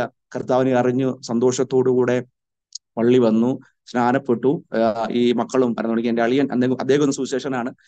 അദ്ദേഹം അതും ഇതുപോലെ ഈ വെച്ചതുപോലെ ഈ സാധനങ്ങൾക്ക് ഈ കളിമണ്ണുകൊണ്ടൊക്കെ ഉണ്ടാക്കി ഈ ഹനുമാൻ സേവയൊക്കെയാണ് പുള്ളിന്റെ ഒരു ഇത്. പുള്ളി അതിനാണ് പ്രാർത്ഥിക്കുന്നത്. അങ്ങനെയൊക്കെ ഞങ്ങളൊക്കെ ചെല്ലുമ്പോഴേക്കും പുള്ളി ഇറങ്ങി പോകും. അങ്ങനെ പോയ സമയം. പക്ഷെ ദൈവം തൊട്ടു, സന്തോഷിച്ചു, കർത്താവിന് വേണ്ടി കുടുംബമായിട്ട് വന്നു. അങ്ങനെ അവരെ വിവാഹം കഴിച്ചു. ഞാൻ ബൽക്കൊള്ളി വന്ന് വിവാഹത്തിനായിട്ട് ഒരുങ്ങി വിവാഹം കഴിച്ചു. ഞങ്ങൾ ഒരുമിച്ച് കർത്താവ് വേലയ്ക്ക് വേണ്ടി ഇറങ്ങി. സന്തോഷകരമായി ആ വിവാഹം എന്നൊക്കെ പറഞ്ഞാൽ അതൊക്കെ ഒരു ഭയങ്കര അത്ഭുതമാണ്. ദൈവം പ്രത്യേക വഴികൾ. അന്ന് വിവാഹത്തിന്റെ തലേ രാത്രി, എൻ്റെ ഞാൻ പറഞ്ഞ വീട് ഒരു കൊച്ചു വീടാണ്. മഴയൊക്കെ പെയ്ത് കഴിഞ്ഞാൽ വല്ലാത്ത പ്രശ്നമായിട്ട് മാറും. അപ്പോൾ അന്ന് തലേദിവസം, എൻ്റെ വിവാഹത്തിന്റെ തലേദിവസം ഞാൻ എൻ്റെ ഭക്ഷണമൊക്കെ ഉണ്ടാക്കുന്ന എൻ്റെ അമ്മാവന്മാരാണ്. അപ്പോൾ ഒരു ഇതുപോലെ തന്നെയാണ് അവർ ചെയ്യുന്നത്. അങ്ങനെ ഭക്ഷണം ഉണ്ടാക്കുമ്പോൾ രാത്രി ആയപ്പോൾ അന്ന് എന്നെ എല്ലാവർക്കും ഇഷ്ടമുള്ളതുകൊണ്ട് തലേദിവസം ആൾക്കാർ ഈ കനാവിലെ കല്യാണത്തിന് തലേദിവസം ആൾക്കാർ കുറേ പേര് വന്നു. അപ്പം ഈ പിറ്റേ ദിവസത്തേക്കുള്ള സാധനങ്ങൾ കൂടെ എടുത്ത് രാത്രിക്ക് കറി വെക്കാനൊക്കെ ഇടയാത്തുന്നു. അപ്പോൾ രാത്രിക്ക് എൻ്റെ അമ്മ എന്നൊന്ന് പറയും, മോനെ, സംഗതിക്ക് എങ്ങനെയാണ്, നാളത്തേക്കുള്ള ആഹാരത്തിനുള്ള സാധനങ്ങളൊക്കെ കുറച്ചുകൂടെ ഒക്കെ എടുത്ത് കറി വെച്ച സാധനം ചിലപ്പോൾ നാളെ എന്ത് ചെയ്യും? ഞാൻ വല്ലാതെ ഭാരപ്പെട്ടു. കാരണം എവിടെ പോയിട്ടാണ്, കാരണം പൈസയില്ല, മേടിക്കാൻ ആരുമില്ല. കാരണം ഈ വിശ്വാസത്തിലൊക്കെ അതുകൊണ്ടുള്ള ഒരു അകൽച്ച ഉണ്ടല്ലോ, കുടുംബക്കാർക്ക് കാഴ്ച ഉണ്ടല്ലോ. അപ്പൊ അങ്ങനെ ഞാൻ രാത്രി മുഴുവൻ പ്രാർത്ഥിച്ചു. കർത്താവ്, ദൈവമേ, ഖനാവിലെ കല്യാണ വീട്ടിൽ ഇറങ്ങുന്നത് ഞാൻ അറിഞ്ഞിട്ടുണ്ട്, എനിക്കറിയാം, അതുകൊണ്ട് എനിക്ക് പിന്നെ അങ്ങ് പ്രവർത്തിക്കണം. അങ്ങനെ ഞാൻ ദിവസം പ്രാർത്ഥിച്ചു. ഒരു പോളം ഉറങ്ങിയില്ല. അത് മാത്രമല്ല, അന്ന് വൈകുന്നേരം ഭയങ്കര മഴ വന്നു. മഴ പെയ്താൽ പിന്നെ അവിടെ നിൽക്കാൻ പോലും പറ്റില്ല. ഞാൻ കർത്താവ് അന്ന് ഞാൻ ഇല വെട്ടാൻ വേണ്ടിയിട്ട് അമ്പലപ്പുറമെ നിൽക്കുകയാണ്. അപ്പൊ ഞാൻ പറഞ്ഞു, കർത്താവെ മഴ പെയ്താൽ ആകെപ്പാട് പ്രശ്നമുണ്ടാവും, മഴ പെയ്യില്ല. അങ്ങനെ വന്ന മഴ അങ്ങനെ മാറിപ്പോകുന്ന ഒരു അത്ഭുതം എനിക്ക് അന്ന് കാണാൻ കഴിഞ്ഞു. ദൈവത്തിന് വലിയ അത്ഭുതമാണ്. അപ്പൊ നമ്മുടെ ഉള്ളത്തിന്റെ അവസ്ഥകൾ അറിയുന്ന ഒരു കർത്താവ് മഴമേഘങ്ങളെ മാറ്റിയത് എന്റെ കണ്ണുകൊണ്ട് ഞാൻ കണ്ടു. മഴ ഒരു തുള്ളി ഒന്ന് രണ്ട് തുള്ളിയിട്ട് ആ മഴ മാറി. തൊട്ട് ഞങ്ങളുടെ ചുറ്റുപാട് മുഴുവൻ മഴ പെയ്തു. ഒരു അടുത്ത് ഒരു 2 കിലോമീറ്ററിനുള്ളിൽ ഭയങ്കര മഴയാ. പക്ഷെ എന്റെ വീട് നിൽക്കുന്ന ആ സ്ഥലം, ആ പ്രദേശം മാത്രം മഴ പെയ്യാതെ ദൈവം കാത്തു. പിറ്റേ ദിവസം എന്റെ സൂപ്രണ്ടാണ് എന്റെ വിവാഹം നടത്താൻ വരുന്നത്. അദ്ദേഹം ഇന്നും പറയും, രമേശെ, അന്നത്തെ ആ സദ്യയുടെ രുചി ഇന്നും മാറിയിട്ടില്ല. കാരണം പോരായ്മ വരും, കുറവ് സംഭവിക്കും. പക്ഷെ എന്റെ കർത്താവ് ഒരു പോരായ്മയും വരുത്താതെ ഏറ്റവും രുചികരമായ, ഏറ്റവും നല്ല രീതിയിലുള്ള ആഹാരം കൊടുക്കാൻ വാക്കി വരത്തക്ക ദൈവം പ്രവർത്തിച്ചു. ഇന്ന് പകൽ ഞാൻ പറയട്ടെ, എന്നെ ഈ സാക്ഷ്യം കേൾക്കുന്ന സഹോദരങ്ങളെ, നമ്മുടെ ജീവിതത്തിന്റെ ഇല്ലായ്മകളെയും പോരായ്മകളൊക്കെ ദൈവം അറിയും. നമുക്ക് പരിഹരിക്കാൻ കഴിയാത്ത ഒട്ടനവധി വീഴ്ചകൾ നമുക്കുണ്ടാകാം. പക്ഷേ നമ്മുടെ കർത്താവ് നമ്മുടെ എല്ലാ പരിമിതികളെയും എല്ലാ പ്രയാസങ്ങളെയും മാറ്റാൻ കഴിവുള്ളവനാണെന്ന് എന്റെ അനുഭവത്തിൽ എനിക്ക് അറിയാൻ കഴിഞ്ഞു. ഏറ്റവും സന്തോഷത്തോടെ വിവാഹം കഴിഞ്ഞു. ഞങ്ങൾ കർത്താവിന്റെ വേലയ്ക്ക് വേണ്ടി പോയി. വളരെ ത്യാഗത്തോടുകൂടിയാണ് അന്നൊക്കെ വേലയ്ക്ക് പോകുന്നത്. എനിക്ക് അന്ന് ലഭിക്കുന്നത് 500 രൂപ സപ്പോർട്ട്, 500 രൂപ. അന്ന് 50 രൂപ ദശാംശം കൊടുക്കും, ബാക്കി 400 രൂപയുള്ളൂ. പക്ഷെ അതുകൊണ്ട് ഞങ്ങൾ വളരെ വിശ്വസതയോടെ കർത്താവിന്റെ വേല ചെയ്തു. പോയ ഹൈന്ദവ ഏറിയാണ് ഈ മൂടക്കുൽ എന്ന സ്ഥലം. അവിടെ നിന്ന് കുറേ പേര് വിശ്വാസത്തിലേക്ക് ദൈവം കൊണ്ടുവന്നു. അപ്പോഴേക്ക് ഭയങ്കര എതിർപ്പുകൾ ഉണ്ടാകാൻ തുടങ്ങി. ഭയങ്കര പ്രശ്നം ഉണ്ടായി. അവിടുത്തെ BJP-ക്കാരൊക്കെ ഞങ്ങൾക്കെതിരായിട്ട് വന്നു. ഞങ്ങൾ താമസിക്കുന്ന വീട് വാടകയ്ക്ക് വീട്, വാതിൽ പോലും എത്ത വീടാണ്. ഒരു ദിവസം ഞാൻ ഇങ്ങനെ പ്രാർത്ഥന നടക്കുന്ന സമയത്ത് അവിടുത്തെ ആൾക്കാർ ആ വീട് മുഴുവൻ വളഞ്ഞ് ആ വീടിന്റെ അകത്തേക്ക് കയറി അവർ ശർണ്ണംവിളിയും ഒക്കെ നടത്തി എന്നെ അവിടുന്ന് വെട്ടി പീസാക്കി പാക്കറ്റാക്കി അയക്കും എന്നൊക്കെ പറഞ്ഞു. അവിടെ ഒരു അമ്പലം പൊളിച്ചു. 40 ദിവസം കൊണ്ട് പണി വേണ്ടി പൊളിച്ചതാണ്. പക്ഷെ ആ അമ്പലം പണി നടക്കുന്നില്ല. അപ്പൊ അവർ സ്വർണ്ണ പ്രശ്നം വെച്ചു. ആ പ്രശ്നം വെച്ചപ്പോൾ അവിടെ പ്രാർത്ഥിക്കുന്ന എന്തോ ഒരു ശക്തി ഇവിടെ ഉണ്ട് എന്ന് തിരിച്ചറിഞ്ഞു. അവർക്ക് മനസ്സിലായി. അങ്ങനെ ഞങ്ങളെ അവിടെ നിന്ന് ഓടിക്കാനായിട്ടുള്ള പ്രശ്നങ്ങൾ ഇതാക്കി. ഭയങ്കര എതിർപ്പുകൾ വന്നു. അതുപോലെ പോലീസുകാരൊക്കെ വന്ന് ഭയങ്കര ഇതായി. അങ്ങനെ ഒരു വല്ലാത്ത അവസരം കൂടെ ഒക്കെ പോയി. പക്ഷെ പിന്നെയും കർത്താവ് അവിടെ നിങ്ങൾ നിർത്തി, ആൾക്കാർ വന്നു തുടങ്ങി. അപ്പോൾ എന്നോട് DSP പറഞ്ഞു, നിങ്ങൾ പ്രാർത്ഥന നടത്താൻ നമുക്ക് മുടക്കാൻ പറ്റില്ല, പക്ഷെ മറ്റുള്ളവരെ, ഹിന്ദുക്കളെ കൂട്ടി ഒരു പ്രാർത്ഥന നടത്താൻ പാടില്ല എന്നൊക്കെ പറഞ്ഞു. അങ്ങനെ പ്രാർത്ഥിച്ച് അവിടെ സ്ഥലം വാങ്ങാനും ഒരു ഹോളൊക്കെ വെക്കാൻ കർത്താവ് ഭാഗ്യമൊരുക്കി. ഈ എതിർപ്പ് പറഞ്ഞ അതേ ഇടത്ത് തന്നെ ഏകദേശം 4-5 വർഷത്തോളം ഞങ്ങൾ അവിടെ വേല ചെയ്തു. അനന്തരം പിന്നീട് ഈ വരുന്നവരുടെ അടുക്കൽ നമ്മളെ തൊടാൻ പറ്റില്ല എന്ന് മനസ്സിലാക്കിയപ്പോൾ പ്രാർത്ഥനയ്ക്ക് വരുന്നവരുടെ അടുക്കൽ പോയിട്ട് പറഞ്ഞു, നിങ്ങളുടെ മുമ്പിൽ വെച്ച് അദ്ദേഹത്തെ ഞങ്ങൾ തല്ലും, അദ്ദേഹത്തെ ഞങ്ങൾ വെട്ടിക്കൊല്ലും, അതുകൊണ്ട് നിങ്ങൾ ആരും പോകരുത് പറഞ്ഞ് ഇവരെ വിലക്കി. അങ്ങനെ അവര് പ്രാർത്ഥനയ്ക്ക് വരാം. അവർ ചിന്തിക്കുന്ന അവർ വന്നാൽ ഞങ്ങളെ കൊല്ലുമെന്നുള്ള ഒരു ചിന്ത, അല്ലെങ്കിൽ അടിക്കുന്ന ചിന്ത കൊണ്ട് അവരൊക്കെ വിട്ടുനിന്നു. അങ്ങനെ രഹസ്യമായിട്ടൊക്കെ ഒന്ന് പ്രാർത്ഥിക്കും. അപ്പൊ ഞാൻ ഇങ്ങനെ ദിവസം പ്രാർത്ഥിച്ചു, കർത്താവെ, ഇവിടെ വന്ന് ഇത്ര വർഷം നിന്ന് സുവിശേഷം പറഞ്ഞു, കാര്യങ്ങളൊക്കെ ചെയ്തു. ഇനി അപ്പൊ എന്റെ സൂപ്രണ്ട് പറഞ്ഞു, രമേശ് മറ്റൊരു സ്ഥലത്തേക്ക് മാറിപ്പോണി പൊക്കോ എഴുതാൻ. ഞാൻ പറഞ്ഞു, ഞാൻ എഴുതി കൊടുത്തൊരു മാറ്റമില്ല, അപ്പൊ എഴുതി കൊടുത്ത് ഞാൻ മാറില്ല. അപ്പൊ കർത്താവ് എന്നെ മറ്റൊരു സ്ഥലത്തേക്ക് അയക്കുവാൻ ആഗ്രഹിക്കുന്നുണ്ടെങ്കിൽ എനിക്ക് അതിനുള്ള അവസരങ്ങൾ ഒരുക്കി തരണമെന്ന് പ്രാർത്ഥിച്ചു. അപ്പൊ അങ്ങനെ പ്രാർത്ഥിക്കുക. അതിന്റെ മുമ്പായിട്ട് തന്നെ ഞങ്ങൾ വിവാഹം കഴിഞ്ഞു. എന്റെ ഭാര്യ പ്രഗ്നന്റ് ആയി. പക്ഷെ പെട്ടെന്ന് അത് നഷ്ടപ്പെട്ടു. പിന്നീട് മക്കളുണ്ടാകാതെ ഇങ്ങനെ പോവുകയാണ്. ട്രീറ്റ്മെന്റ് കഴിച്ചു, മരുന്ന് കഴിച്ചു, ഒരു മക്കളുണ്ടാകുന്നില്ല. അപ്പൊ ഞങ്ങളെ ചികിത്സിച്ച ഡോക്ടർ പറഞ്ഞു, ഇനി പ്രതീക്ഷയ്ക്ക് വകയില്ല, ഈ മക്കളുണ്ടാകാൻ തോന്നുന്നില്ല. കാരണം നമുക്കറിയാം, ഹൈന്ദവ കുടുംബത്തിന് വിശ്വാസത്തിലേക്ക് വന്ന് ഞങ്ങൾ പിന്നെ കുടുംബക്കാർക്ക് പറയുന്നുണ്ടാവും മതം മാറിക്കൊണ്ടാണ്, നമ്മുടെ മതത്തിൽ വിട്ട് പോയതുകൊണ്ടാണ് എന്ന് മൊത്തം എല്ലാവരും ഞങ്ങൾക്കെതിരായിട്ട് പറയാൻ തുടങ്ങി. അപ്പൊ ഞങ്ങൾ പ്രവർത്തിക്കുന്ന സ്ഥലത്ത് തൊട്ടടുത്തൊരു അമൃതാനന്ദമയിയുടെ ഒരു മഠം ഉണ്ട്. അപ്പൊ അവിടുത്തെ ഒരു ചേച്ചി എന്ന് പറഞ്ഞു, നിങ്ങൾ ഇത്ര നാൾ പ്രാർത്ഥിച്ചില്ലേ, നിങ്ങൾ ഞങ്ങളുടെ ഭജനമഠത്തിൽ വന്നിട്ട് ഒരു ഗ്ലാസ് വെള്ളവും ഒരു തുളസിന്റെ ഇലയും കഴിച്ചാൽ നിങ്ങൾക്ക് മക്കളുണ്ടാവും പറയും. ഞാൻ പറയില്ല, എന്റെ ദൈവം, ഞാൻ ഇതൊക്കെ വിട്ട് വന്നതാ, എന്റെ ദൈവം എനിക്ക് മക്കളെ തരാൻ ശക്തനാണ് എന്ന് പറയും. അപ്പൊ ഏത് പ്രവാചകന്മാർ വന്ന് പറഞ്ഞാലും പറയും തലമുറ. പക്ഷെ വർഷങ്ങൾ ഇങ്ങനെ കടന്നു, 1, 2, 3, 4, 5, 6 വർഷം. അപ്പൊ ഈ വാക്ക് എന്നെ വല്ലാതെ വേദനിപ്പിച്ചു. അപ്പൊ ഒടുവിൽ എന്നെ ചികിത്സിക്കുന്ന ഞങ്ങളെ നോക്കുന്ന ഡോക്ടർ പറഞ്ഞു, ഒരു ഓപ്പറേഷൻ ചെയ്ത് നോക്കാം, ചിലപ്പോൾ മക്കളുണ്ടാകുമെന്ന് പറഞ്ഞു. അത് ഉറപ്പൊന്നും പറഞ്ഞില്ല. അങ്ങനെ പോയി നോക്കാം എന്ന് ചിന്തിച്ച് ഓപ്പറേഷൻ വേണ്ടി എത്രയാ, കാരണം അന്ന് പൈസയില്ല, കാരണം 500 രൂപയാണ് ഞങ്ങൾക്ക് ലഭിക്കുന്നത്. പൈസയൊന്നും കാര്യമായിട്ടില്ല. എന്നാൽ ഓപ്പറേഷൻ എത്ര ചെലവാകും, ഡേറ്റ് ഒക്കെ അറിയാൻ വേണ്ടി ഞങ്ങൾ പോയതാണ്. അവിടെ ചെന്ന് കഴിഞ്ഞപ്പോൾ അന്ന് ഡോക്ടർ ഇല്ല, ഓമന ഡോക്ടർ അന്നില്ല. ഞാൻ ഇന്ന് അതിന് നന്ദിയോടെ ശ്രദ്ധിക്കുകയാണ്. ഞാൻ സ്വതന്ത്രം പറയും, കാരണം അന്ന് ആ ഡോക്ടർ ഉണ്ടാകും ചിലപ്പോൾ കാര്യങ്ങളൊക്കെ പറയുക, ഇവിടെ നിന്ന് കടം വരൊക്കെ മേടിച്ചപ്പോൾ ഓപ്പറേഷൻ ചെയ്യും. പക്ഷെ അന്ന് ആ ഡോക്ടർ ഇല്ലായിരുന്നു. അപ്പൊ ഞാൻ എന്റെ ഭാര്യ ശോഭിയോട് പറഞ്ഞു, ശോഭി, ദൈവം വിശ്വസനല്ലേ? നമ്മളിങ്ങനെ ഇറങ്ങി പൊരിച്ചു കർത്തന വേല ചെയ്യുന്നതല്ലേ? നമ്മൾ കേൾക്കുന്ന നന്ദിയൊക്കെ ദൈവം കാണുന്നില്ല. അതുകൊണ്ട് നമുക്ക് പ്രാർത്ഥിക്കാം, നമുക്ക് ദിവസത്തിൽ ഉപസിക്കാം, മക്കളില്ലാത്തവർക്ക് വേണ്ടി അവരെ പേരൊക്കെ എഴുതി വെച്ച് പ്രാർത്ഥിക്കാം എന്ന് പറഞ്ഞ് ഞങ്ങൾ ആ ഹോസ്പിറ്റലിൽ തിരിച്ചു വന്ന് ഒരു ലിസ്റ്റ് ഇങ്ങനെ മക്കളില്ലാത്തവരുടെ പേരൊക്കെ ഞാൻ എഴുതി വെച്ച് പ്രാർത്ഥിക്കാൻ തുടങ്ങി. 21 ദിവസം ഉപസിക്കാം എന്ന് തീരുമാനിച്ചു. ഞങ്ങൾ എൻ്റെ കൂടെ കുടുംബമായിട്ട് അതിന് വേണ്ടി പ്രാർത്ഥിക്കാൻ തയ്യാറായി. 21 ദിവസം ഉപവാസം കഴിഞ്ഞു. ആ മാസം കഴിഞ്ഞു. പിറ്റേ മാസമായപ്പോൾ അസാധ്യം എന്ന് പറഞ്ഞ്, അല്ലെങ്കിൽ ഒരു തലമുറ ഉണ്ടാകില്ല എന്ന് പറഞ്ഞ്, ഒരു ഓപ്പറേഷൻ ചെയ്ത് നോക്കാം, ചിലപ്പോൾ കിട്ടും, അന്ന് ഉറപ്പില്ല എന്ന് പറഞ്ഞിടത്ത് ഒരു ഓപ്പറേഷനും കൂടാതെ വണ്ണം ദിവസങ്ങളിൽ പ്രാർത്ഥിക്കാൻ തയ്യാറായപ്പോൾ ദൈവം കൊണ്ട് അത്ഭുതം ചെയ്തു. ഞാൻ പറയട്ടെ സഹോദരങ്ങളെ, മനുഷ്യന് അസാധ്യമാണ്, വൈദ്യശാസ്ത്രം അസാധ്യമാണ്, പക്ഷെ എൻ്റെ കർത്താവിന് ഒരു കാര്യവും അസാധ്യമല്ല. സ്വത്രം അസാധ്യതകളുടെ നടുവിലാണ് ദൈവം പ്രവർത്തിക്കുന്നത്. ഞാൻ ഇന്ന് ഒരു വനശുശ്രൂഷ പറഞ്ഞു, അഹരോന്റെ വടി അത് മുളയ്ക്കാൻ ഒരു സാധ്യതയില്ല. സ്വത്രം അതിന് വെള്ളമില്ല, മണ്ണില്ല, സൂര്യപ്രകാശമില്ല, മറ്റൊരു അടിസ്ഥാനപരമായിട്ട് ഒന്നുമില്ല, മുളയ്ക്കാൻ ഒരു സാധ്യതയില്ലാത്ത ആ കമ്പ് ഒരു രാത്രി ആ കൃപാസനത്തിൽ ദിവസം ഇരുന്നപ്പോൾ പിറ്റേ ദിവസം ആയപ്പോൾ ദൈവത്തിന്റെ ആ തെരഞ്ഞെടുപ്പിന്റെ സാക്ഷ്യമായി മുളയ്ക്കാൻ സാധ്യതയില്ലാത്ത ബദാമിന്റെ കൊമ്പിനെ മുളപ്പിക്കാൻ ഇത് കഴിഞ്ഞുവെങ്കിൽ സ്വത്രം എൻ്റെ ജീവിതത്തിൽ അസാധ്യമാണെന്ന് വിധി എഴുതിയ ഒരു തലമുറ ഉണ്ടാകാൻ ഒരു സാധ്യതയില്ലായിരുന്ന അവസ്ഥയിൽ ദൈവം പ്രാർത്ഥന മുറിയിൽ ഞാൻ വിഷമിച്ച് പ്രാർത്ഥിച്ചപ്പോൾ ദൈവം അത് അടയാളം എന്ന് നൽകി തന്നു. അതുകൊണ്ട് ഇന്ന് ആരെങ്കിലും ഇങ്ങനെയുള്ള വിഷയങ്ങൾ ഭാരപ്പെടുന്നുവെങ്കിൽ നിശ്ചയമായും ഞങ്ങളെ വിടുവിച്ച കർത്താവ് നിങ്ങളെ വിടുവിക്കും. തലമുറ നൽകി തന്ന കർത്താവ് മാനിക്കുക. എത്രയോ പേരുടെ അനുഭവങ്ങൾ പറയാൻ ഉണ്ട്. മക്കളില്ലാത്ത അനേക തലമുറകളെ ദിവസത്തിൽ സമർപ്പിച്ച് പ്രാർത്ഥിക്കാൻ എനിക്ക് ഭാഗ്യം ഒരുക്കിയിട്ടുണ്ട്. ദൈവത്തിന്റെ അത്ഭുത പ്രവൃത്തിയാണ്. അതുകൊണ്ട് അങ്ങനെ ദൈവം തലമുറകൾ നൽകി തന്നു. തലമുറകൾ നൽകി തന്ന സമയത്ത് ഞാൻ ആ സമയത്തൊക്കെ ഞാൻ വിശ്വാസത്തിൽ ദൈവം എന്നെ നടത്തിയത് ഭയങ്കര അത്ഭുതകരമാണ്. ഞാൻ ഈ വാഗരി എന്ന മൂടക്കുള്ള സ്ഥലത്ത് ഞാൻ അവിടുന്ന് പറഞ്ഞു, കർത്താവ് പറഞ്ഞു, ഞാൻ ഇവിടുന്ന് പോകുമ്പോൾ ഈ നിന്ന് മാറും. കാരണം ഈ ഒരു ഗ്ലാസ് വെള്ളവും തുളസിയിലയും കുടിച്ചാൽ മക്കളും ഉണ്ടാകുമെന്ന് പറയുന്ന ഇടത്ത് തന്നെ പ്രാർത്ഥനയിൽ കൂടെ ഫലം ലഭിക്കുന്ന കാണുവാൻ ഇടയാക്കണം എന്ന് പറഞ്ഞ് പ്രാർത്ഥിക്കാനായിട്ട് തയ്യാറായി. ദൈവം ആ പ്രാർത്ഥന കേട്ടു. അവിടെ തന്നെ പ്രഗ്നന്റായി ഭാര്യ അവിടെ നിന്നാണ് പ്രസവിക്കുന്നത്. പറഞ്ഞവര് തന്നെ നിങ്ങളുടെ ദൈവം വലിയ ദൈവമാണെന്ന് പറയത്തക്ക നിലയിലേക്ക് ദൈവം ഒരുക്കാൻ കാരണമായിട്ട് മാറി. ഏത് അസാധ്യതകളെയും മാറ്റി ദൈവത്തിന് കഴിയും. സ്വത്രം എത്ര നടക്കില്ല എന്ന് പറയുന്ന വിഷയത്തെ പോലും പരിഹരിക്കാൻ യേശുവിന് കഴിയുമെന്നുള്ളത് എൻ്റെ ജീവിതാനുഭവമാണ്. അങ്ങനെ ഞങ്ങൾ അവിടെ നിന്ന് ഇതായി. ഞാൻ ഇങ്ങനെ പറഞ്ഞു, കർത്താവേ നീ എന്നെ അയക്കുന്നുവെങ്കിൽ എനിക്ക് വേണ്ടി പ്രവർത്തിക്കണം. അത് മാത്രമല്ല, ഞാൻ ഈ പ്രസവ സമയത്തൊക്കെ ആയപ്പോൾ ഞാൻ നിങ്ങൾ കർത്താവ് പറഞ്ഞു, പൈസ വേണമല്ലോ. ഹോസ്പിറ്റലിൽ അന്ന് കാണിച്ചത് ഈ ഓമന ഡോക്ടറെയാണ് കാണിച്ചത്. അത് ഒരു പ്രൈവറ്റ് ഹോസ്പിറ്റലാണ്. എനിക്കറിയാം അവസാന ഭാഗങ്ങളിലേക്കും ഇത് ഓപ്പറേഷൻ ചെയ്യും, കാരണം അങ്ങനെയാണല്ലോ കാര്യങ്ങൾ. കാരണം അങ്ങനെ ഇപ്പൊ എനിക്ക് ചിന്തിച്ചു ഇവിടെ നിന്ന സംഗതി വിഷയമാണ്. ഞാൻ അടുത്ത ഗവൺമെന്റ് ഹോസ്പിറ്റലുണ്ട്. അപ്പൊ ഞാൻ ഡോക്ടർ പറഞ്ഞു, ഞങ്ങൾക്ക് സാമ്പത്തിക പ്രയാസമാണ്, അതുകൊണ്ട് ഞങ്ങളുടെ ഗവൺമെന്റ് ഹോസ്പിറ്റലിലേക്ക് റെഫർ ചെയ്യണം. അപ്പം ആ ഡോക്ടർ പറഞ്ഞു, നിങ്ങൾ എന്ത് പണിയാണ് കാണിക്കുന്നത്?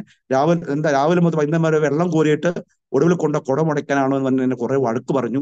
എന്ന് പറഞ്ഞു, നിങ്ങൾ മാറാൻ പറ്റില്ല, പോകാൻ പറ്റില്ല, ഭയങ്കര പ്രശ്നമാണ് പറഞ്ഞു. ഞാൻ ഇല്ല, ദൈവം എന്നോട് കൂടെ കൊണ്ടാന്ന് അങ്ങനെ എഴുതണം പറഞ്ഞു. അങ്ങനെ ഞാൻ അവിടെ നിന്ന് ഇത് മേടിച്ച് ഗവൺമെന്റ് ഹോസ്പിറ്റലിലേക്ക് പോവുകയാണ്. അപ്പൊ ഞാൻ അന്ന് കർത്താവ് പറഞ്ഞ ഒരു കാര്യം ഇതാണ്, കർത്താവെ ദൈവം തന്ന ഈ ദാനമാണ് ഈ കുഞ്ഞ്. അതുകൊണ്ട് ഇവളുടെ പ്രസവ സമയത്ത്, ഈ കുഞ്ഞിന്റെ പ്രസവ സമയത്ത് ഒരാളെ നേരം കരം നീട്ടാൻ എനിക്ക് അനുവദിക്കില്ല. കാരണം ഒരാൾ പോലും ഒരു സഹായം തരണമേ എന്ന് പറഞ്ഞ് കൈ നീട്ടാൻ കർത്താവ് നീ ഇടയാക്കല്ലെന്ന് പറഞ്ഞ് ഞാൻ പ്രാർത്ഥിച്ചിട്ടാണ് ഹോസ്പിറ്റലിൽ പോകുന്നത്. അങ്ങനെ ലേബറിൽ പോയി കയറ്റി ഞാൻ നോക്കുമ്പോൾ ആരുമില്ല, എൻ്റെ അമ്മയുണ്ട്, ഞാനുണ്ട്. അപ്പൊ ഞാൻ പ്രാർത്ഥന, കർത്താവ് ഒരാള് എന്റെ കൈക്ക് പിടിച്ച് പ്രാർത്ഥന ഉണ്ടായിരുന്നെങ്കിൽ ഞാൻ പ്രാർത്ഥിച്ചു.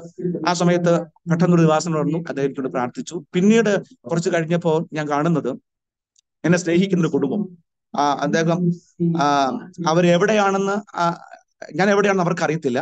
ഞാൻ അവിടെ ഈ വിഷയം പറഞ്ഞിട്ടുമില്ല. പക്ഷെ ഞങ്ങളുടെ എന്റെ സഭാ പാസ്റ്റർ ഹോസ്പിറ്റലാണ്.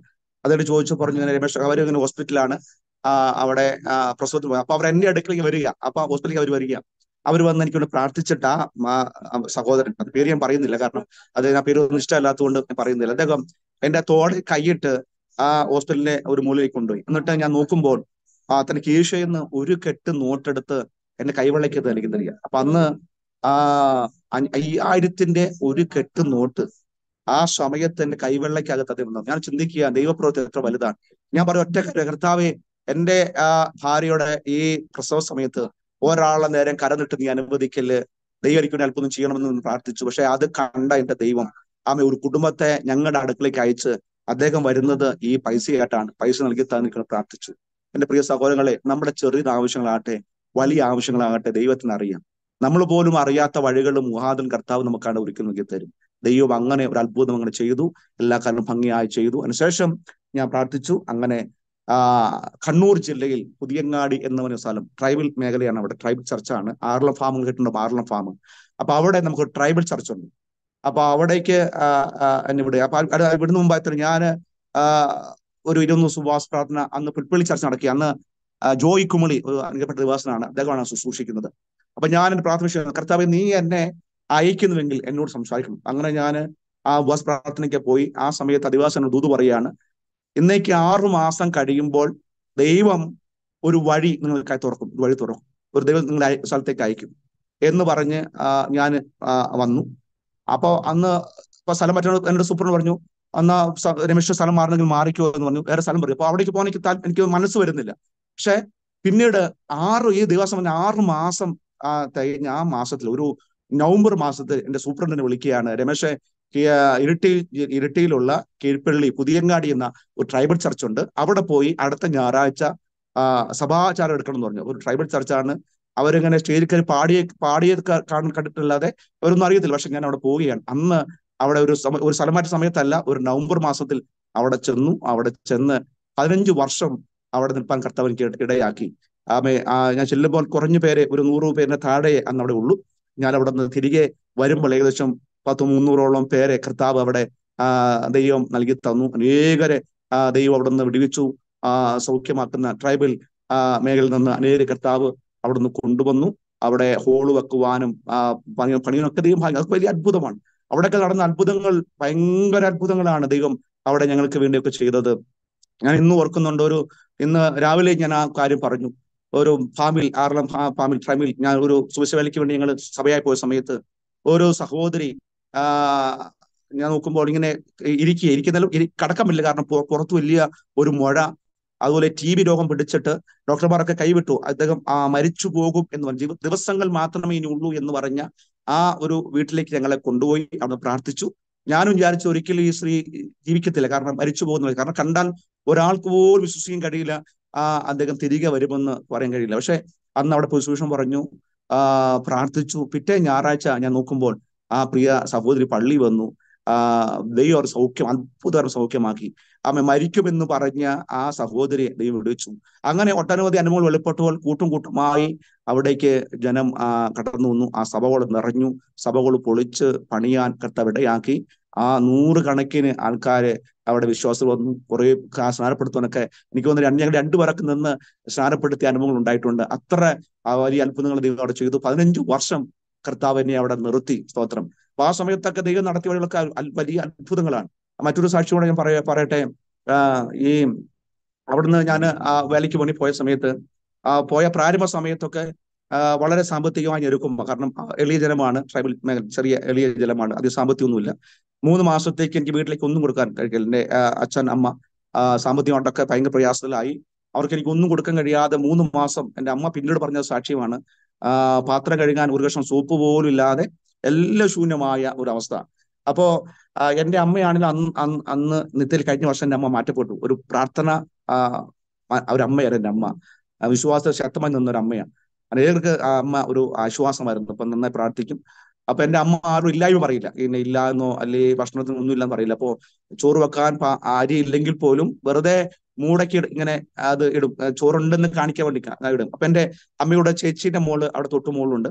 അവളെ എങ്ങനെയോ അറിഞ്ഞു വീട്ടിലൊന്നുമില്ല എന്ന് ചിന്തിച്ചു. അങ്ങനെ അവര് പറഞ്ഞു, കണ്ടോ വീട്ടിൽ കൊച്ചനും കൊഞ്ഞുമിക്കൊന്നുമില്ല, ഒരു മോനെ ഉള്ളു, സുശേലിക്ക് വേണ്ടി പോയി എന്നൊക്കെ പറഞ്ഞ് അങ്ങനെ ചില പ്രശ്നമൊക്കെ ഉണ്ടാക്കി.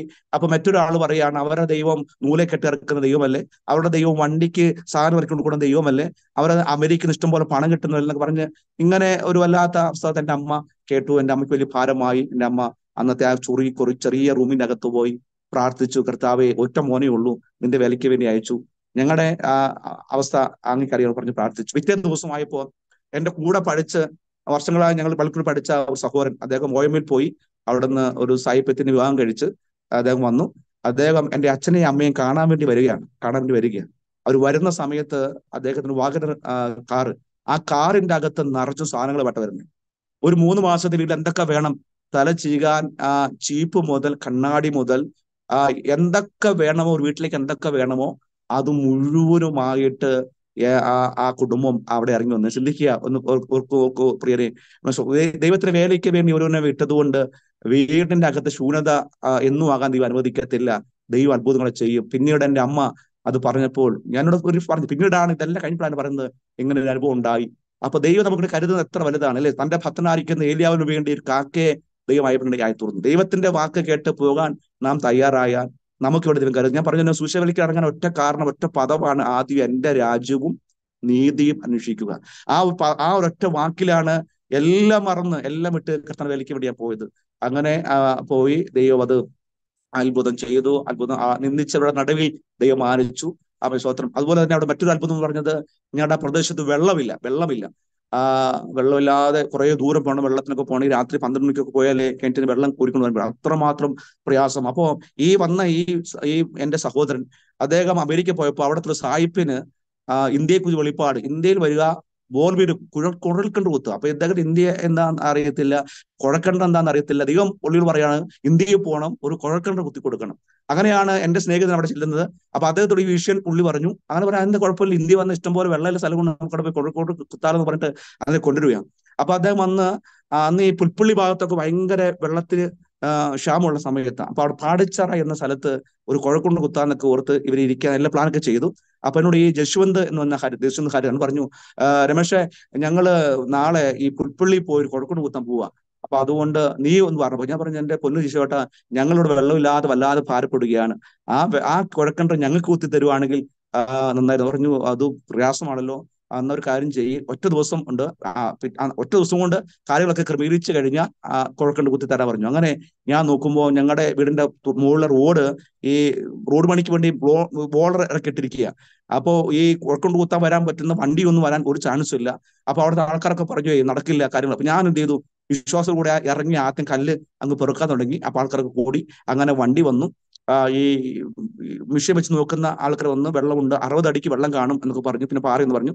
വന്ന് നോക്കി പോയി. അപ്പോ അവിടെ ആൾക്കാർ പറഞ്ഞു സ്ഥാനം കാണാതെ സംഗതി നടക്കില്ല, ആശ്വര്യ കൊണ്ടുവന്നു. പറഞ്ഞില്ല, ഞങ്ങൾ പ്രാർത്ഥിച്ചെന്ത് ചെയ്യും, ഇത് കുത്തും. അങ്ങനെ ആ ദേവദാസനും ഞങ്ങളുടെ കൂടെ വട്ടം കൂടി എന്ന് പ്രാർത്ഥിച്ച് കുറ്റി അടിച്ച് ഈ കുഴൽക്കണ്ട് കുത്താൻ തുടങ്ങി. 60 അടി കഴിഞ്ഞിട്ടും വെള്ളമില്ല. അപ്പോഴേക്കും ആൾക്കാർ പറഞ്ഞു തുടങ്ങി, കണ്ടോ നിൽക്കുസാര് പ്രാർത്ഥിച്ചു, വെള്ളമില്ല, ഒന്നുമില്ല പറഞ്ഞിങ്ങനെ കളിയേക്കും.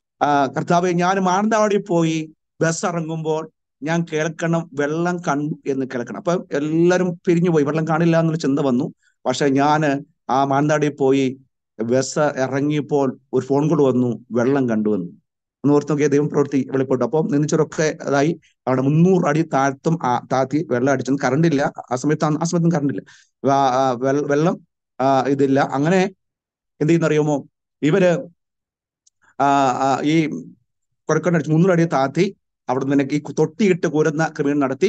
അങ്ങനെ അവിടുത്തെ ആൾക്കാർ മുഴുവനും വന്ന് അവിടെ വെള്ളം, ഇന്നും ആ വെള്ളം അങ്ങനെ നിൽക്കുകയാണ്. അവിടെയുള്ള ആൾക്കാർക്ക് മുഴുവനും വെള്ളം കൊടുക്കും. പിന്നീട് കറണ്ട് കിട്ടി, മോട്ടോർ വെച്ചു. ഇന്ന് മോട്ടോർ അടിച്ച് അവിടെ ആൾക്കാർ മുഴുവൻ ഓസിട്ട് വെള്ളം എടുക്കുന്ന ഒരു അനുഭവം ഉണ്ടായി. എത്ര അത്ഭുതം! ദൈവം ചിന്തിക്കുക, ദൈവത്തിന് പ്രവർത്തിക്കുകയാണ്. ഒറ്റ ദിവസം കൊണ്ടാണ് ദൈവ വിഷയങ്ങളെ പരിഹരിച്ചത്. അങ്ങനെ ദൈവ അത്ഭുതങ്ങൾ ചെയ്തു. വെള്ളം ഇന്നും ആ വെള്ളമാണ് അവിടുത്തെ ആൾക്കാരെ കുടിക്കുന്നത്. പിന്നീട് അവിടെ കുഴൽക്കിണർ വന്നെങ്കിൽ തന്നെ അന്ന് ആദ്യമായിട്ട് അവിടെ ആ വെള്ളം കൊടുക്കാൻ ദൈവം ഭാഗ്യമൊരുക്കി. എന്റെ അക്കരെ നിങ്ങൾ യൂട്യൂബിൽ കണ്ടിട്ടുണ്ടാകും, വെള്ളം ഇപ്പോഴും ഇങ്ങനെ കുഴൽക്കിണർ വെള്ളം പൊങ്ങി ഒഴുകുന്ന ഒരു കാഴ്ച. അത് ഒരു വിശ്വാസ കുടുംബമാണ്, ഞങ്ങളുടെ വീടിന് തൊട്ട് അക്കരെയുള്ള കുടുംബമാണ്. അവർക്കും വെള്ളമില്ലാതെ അടുത്ത വീട്ടിലൊക്കെ പോയിട്ട് വെള്ളം കോരുന്നത്. അപ്പൊ ഒരിക്കൽ വെള്ളം കോരാൻ വീട്ടിൽ ചെന്ന സമയത്ത് അവർ വെള്ളം കൊടുത്തില്ല. അപ്പൊ അവർ വളരെ ദുഃഖത്തോടു കൂടെ തിരിച്ചു വന്നിട്ട് എവിടെ നിന്ന് കടം മേടിച്ചൊരു കുഴൽക്കിണർ കുത്തി. പക്ഷെ ആ കുഴൽക്കിണർ കുത്തിയപ്പോഴേക്കും വെള്ളം ഇങ്ങനെ പൊങ്ങി, ഒരു മോട്ടോർ പോലും വെക്കാതെ വെള്ളം അങ്ങ് പൊങ്ങി ഒഴുകുന്ന, യൂട്യൂബിൽ കൂടെയും ടിവിയിൽ കൂടെ ഒക്കെ വാർത്ത, ഇന്നും ആ വെള്ളം അതുപോലെ ഒഴുകുക, ഒരു മോട്ടോർ വെക്കാതെ തന്നെ വെള്ളം ഒഴുകി പോകുന്ന കാഴ്ച. അപ്പൊ ദൈവജനത്തിന് വേണ്ടി ദൈവം പ്രവർത്തിക്കും. എവിടെ നമ്മളെ പരിഹസിക്കുന്നുവോ, എവിടെ നമ്മൾ ഒറ്റപ്പെടുത്തുന്നുവോ, അവിടെ ദൈവത്തിന്റെ പ്രവൃത്തി ഇന്നും ഒരു സാക്ഷിയായിട്ട് നിൽക്കുക. ഞങ്ങളുടെ ആ കൊടുക്കുന്ന വെള്ളം ഇന്നും എല്ലാവരും കൊടുക്കാൻ ദൈവം ഭാഗ്യമൊരുക്കി. ദൈവത്തിന് വലിയ അത്ഭുതമാണ്. അങ്ങനെ ഓരോ അനുഭവങ്ങൾ, 100 അനുഭവങ്ങൾ പറയാൻ എനിക്കുണ്ട്. അത് മാത്രമല്ല, ഞാൻ ഇവിടെ അതിനുശേഷം 5 വർഷം കഴിഞ്ഞ ശേഷം ഈ അരപ്പറ്റ എന്ന സ്ഥലത്ത് ദൈവനെ കൊണ്ടുവന്നു. ഇവിടെ 5 വർഷമായിട്ട് നിൽക്കുന്ന ഞാൻ വന്ന് പിറ്റോ വർഷമൊക്കെ ആയപ്പോൾ ഇവിടെ കോവിഡിന്റെ പ്രയാസം വന്നു, സഭകളൊക്കെ അടയപ്പെടേണ്ട അവസ്ഥ വന്നു, വല്ലാത്ത സാഹചര്യം. ആ സമയത്തും ദൈവം എനിക്ക് വേണ്ടി ചെയ്ത ഒരു അത്ഭുതം കൂടെ പറയാനായിട്ട് ഞാൻ ആഗ്രഹിക്കുകയാണ്. നമുക്കറിയാം സഭകളൊക്കെ അടയപ്പെട്ട ഒരു കാലം. എല്ലാ മേഖലയിലും അടയപ്പെട്ടു. സ്വത്രാഴ്ചയില്ല, ദശാംശമില്ല, സഭാജനത്തിന് അങ്ങോട്ടൊന്നും പോകാൻ പറ്റില്ല. എല്ലാ മേഖല അടഞ്ഞ സമയത്ത് എൻ്റെ മോളെ അന്ന് മൂത്ത മോളന്ന് സൈക്കോളജി പഠിക്കാൻ BSc സൈക്കോളജി അവളെ ഞങ്ങള് മൈസൂർ JSS കോളേജിൽ കൊണ്ടാക്കി. അവൾ ആഗ്രഹം അതാണ്. അപ്പൊ എന്റെ ആഗ്രഹം ഒരു നേഴ്സായിട്ടൊക്കെ രക്ഷപ്പെട്ടു പോകാൻ. 3 പെൺകുഞ്ഞുങ്ങളാണ്. ഇവള് നേഴ്സാണ് രക്ഷപ്പെടാൻ എന്നൊക്കെ ആഗ്രഹം. പക്ഷെ അവൾക്ക് അതല്ല ആഗ്രഹം. അവൾ പറഞ്ഞു ഞാൻ സൈക്കോളജി പഠിച്ച ആ ഒരു മേഖലയിൽ കൂടെ പോകാൻ അവളാക്കാൻ. അങ്ങനെ അവളെ കൊണ്ട് അവിടെ ആക്കി അഡ്മിഷൻ കൊടുത്തു. അതുകൊണ്ട് ചെയ്തു. അവിടെ ചെന്ന് 3 മാസം കഴിഞ്ഞപ്പോഴേക്കും സംഗതി ഇത് എല്ലാം ബ്ലോക്കായി. അവൾ തിരിച്ചു വന്നു. അപ്പൊ ചിരിച്ചത് എന്റെ ഉള്ളിൽ സന്തോഷം. കാരണം ഹോസ്റ്റൽ ഫീസ് വേണ്ട, കാരണം പോകുന്നില്ല, വീട്ടിൽ നിന്ന് പഠിക്കുന്ന, ഹോസ്റ്റൽ ഫീസ് വേണ്ട, ഭക്ഷണത്തെ ഫീസ് വേണ്ട എന്നൊക്കെ ഉള്ള ചിന്തയിലൊക്കെ ഞാൻ ഇങ്ങനെ ഇരിക്കുകയാണ്. അങ്ങനെ ആ സമയത്ത് ഇത് ഒരു അളവൊക്കെ സംഭവിച്ചു. കോളേജിലേക്ക് വീണ്ടും മടങ്ങി പോകാൻ സമയമായി. അവിടെ ചെന്ന സമയത്ത് ഒരാഴ്ച കഴിഞ്ഞപ്പോൾ ഒരു ഫോൺ കോൾ വരുവാണ്. പപ്പ, നമ്മൾ വിചാരിച്ച പോലെ ഒന്നുമല്ല, ഇവിടെ ഹോസ്റ്റൽ ഫീസ് കൊടുക്കണം. കാരണം അവര് ഞങ്ങൾക്ക് താമസിക്കാൻ റൂം അവർ വാടകയ്ക്ക് എടുത്തിരിക്കുന്നതാണ്. അതുകൊണ്ട് തന്നെ വാടക കൊടുക്കാതിരിക്കാൻ പറ്റില്ല. അതുകൊണ്ട് ആ ഫീസ് കൊടുക്കണം. ഭക്ഷണത്തിന്റെ ഒരു ഭാഗം, മൊത്തമല്ല കുറച്ച് ഭാഗം, കാരണം അവിടെ അതിനുള്ള വേലക്കാര്യങ്ങളൊക്കെ ആക്കിയത് കൊണ്ട് അത് കൊടുക്കണം എന്ന് പറഞ്ഞു. അങ്ങനെ അതും പിന്നെ ഫീസിന്റെ കാര്യം, കുറച്ച് ഫീസും കൂടെ കൊടുക്കണം. ഏകദേശം ഒരു 68,000-70,000 രൂപേന്റെ ഒരു കണക്ക് പറഞ്ഞു. ഞാൻ നോക്കുമ്പോൾ ഒരു നിവൃത്തി ഇല്ല. ജനത്തോട് ചോദിക്കാൻ പറ്റില്ല. കാരണം എല്ലാ മേഖല അടയപ്പെട്ടു. വഴികൾ ഒന്നുമില്ല. അത് ചോദിച്ചാലും നമുക്കൊന്നും കിട്ടില്ല. ഞാൻ ഈ ഇരിക്കുന്ന പോലെ ഇവിടെ വന്ന് പള്ളിക്കകത്തിരുന്ന് ഇങ്ങനെ പ്രാർത്ഥിക്കും. ഞാൻ ഇറങ്ങിപ്പോവും, പിന്നെ വന്ന് പ്രാർത്ഥിക്കും. അപ്പൊ ആ സമയത്ത് എന്റെ ഭാര്യയുടെ യൂട്രസിൽ ഒരു മുഴ ഉണ്ടായി. അപ്പൊ ആ മുഴ കാണിച്ചപ്പോൾ ഡോക്ടർ പറഞ്ഞു എത്രയും വേഗം അത് റിമൂവ് ചെയ്യണം, പ്രശ്നമാണ് എന്ന് പറഞ്ഞു. കുറെ നാളുകളായിരുന്നു. പിന്നെ ഇതിങ്ങനെ വീർത്ത് വരുന്നുണ്ട്. ഞാൻ പിന്നെ കാണിച്ചു, പറഞ്ഞു എത്രയും വേഗം ഓപ്പറേഷൻ ചെയ്യണം. അപ്പൊ അതും വലിയൊരു സീരിയസ് ആയി നിൽക്കുന്ന സമയം. അപ്പൊ മോളുള്ള ഫീസ് കാര്യങ്ങൾ അങ്ങനെ അടയ്ക്കണം, ഈ ഓപ്പറേഷൻ ചെയ്യണം. ഒരു നിവൃത്തിയില്ല. നോക്കാൻ വേറൊരു മുഖമില്ല, പറയാൻ ആരുമില്ല. ആ സമയത്ത് ദിവസങ്ങളിൽ വന്ന് ഞാനിങ്ങനെ പ്രാർത്ഥിച്ചിരിക്കുന്ന സമയത്ത് നമ്മുടെ ഷാർജ, ദുബൈയിലുള്ള ഷാർജ സഭയിലെ ദേവാസൻ രാജു പാഷ്, എനിക്ക് അദ്ദേഹം മറക്കാൻ പറ്റില്ല. അദ്ദേഹം ഈ കോവിഡ് സമയത്ത് ചില ദിവസന്മാരെ സഹായിക്കാനായിട്ട് എനിക്ക് എൻ്റെ അടുത്ത് കുറച്ച് പണം ഏൽപ്പിച്ചു. അപ്പൊ അദ്ദേഹം, ഞാൻ പുതിയ കടയിൽ ആ സമയത്തും അദ്ദേഹം അവിടെ വന്നിട്ടുണ്ട്.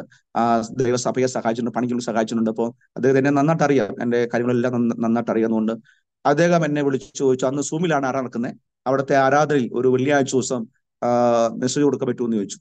അപ്പോ ഞാൻ അതുവരെ മെസ്സേജ് സൂമിൽ കയറിയിട്ടെന്നുള്ളതല്ലാതെ മെസ്സേജ് പറഞ്ഞു. ഇതുപോലെ ആദ്യമായിട്ടാണ് ഇങ്ങനെ ലൈവായിട്ട് സാക്ഷ്യം പറഞ്ഞു പോലും.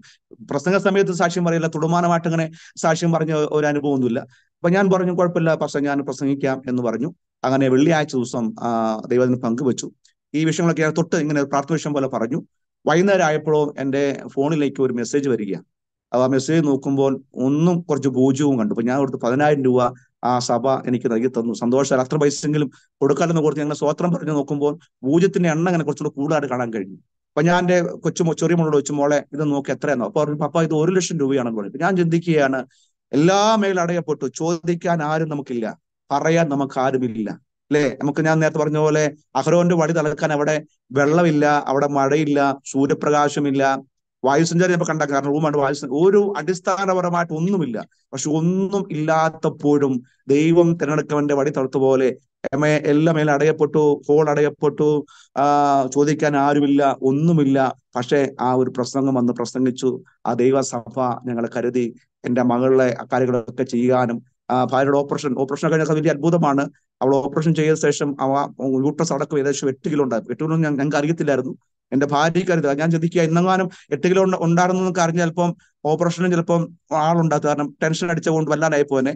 പക്ഷെ ഓപ്പറേഷൻ കഴിഞ്ഞ് ഞങ്ങളുടെ ചർച്ചിൽ വരുന്ന ഒരു ആന്റിയുടെ അമ്മച്ചിയുടെ ഒരു മകള് അവിടെ ഈ ലാബിലെ ഹെഡ് നേഴ്സാണ്, സൂപ്രണ്ടാണ്.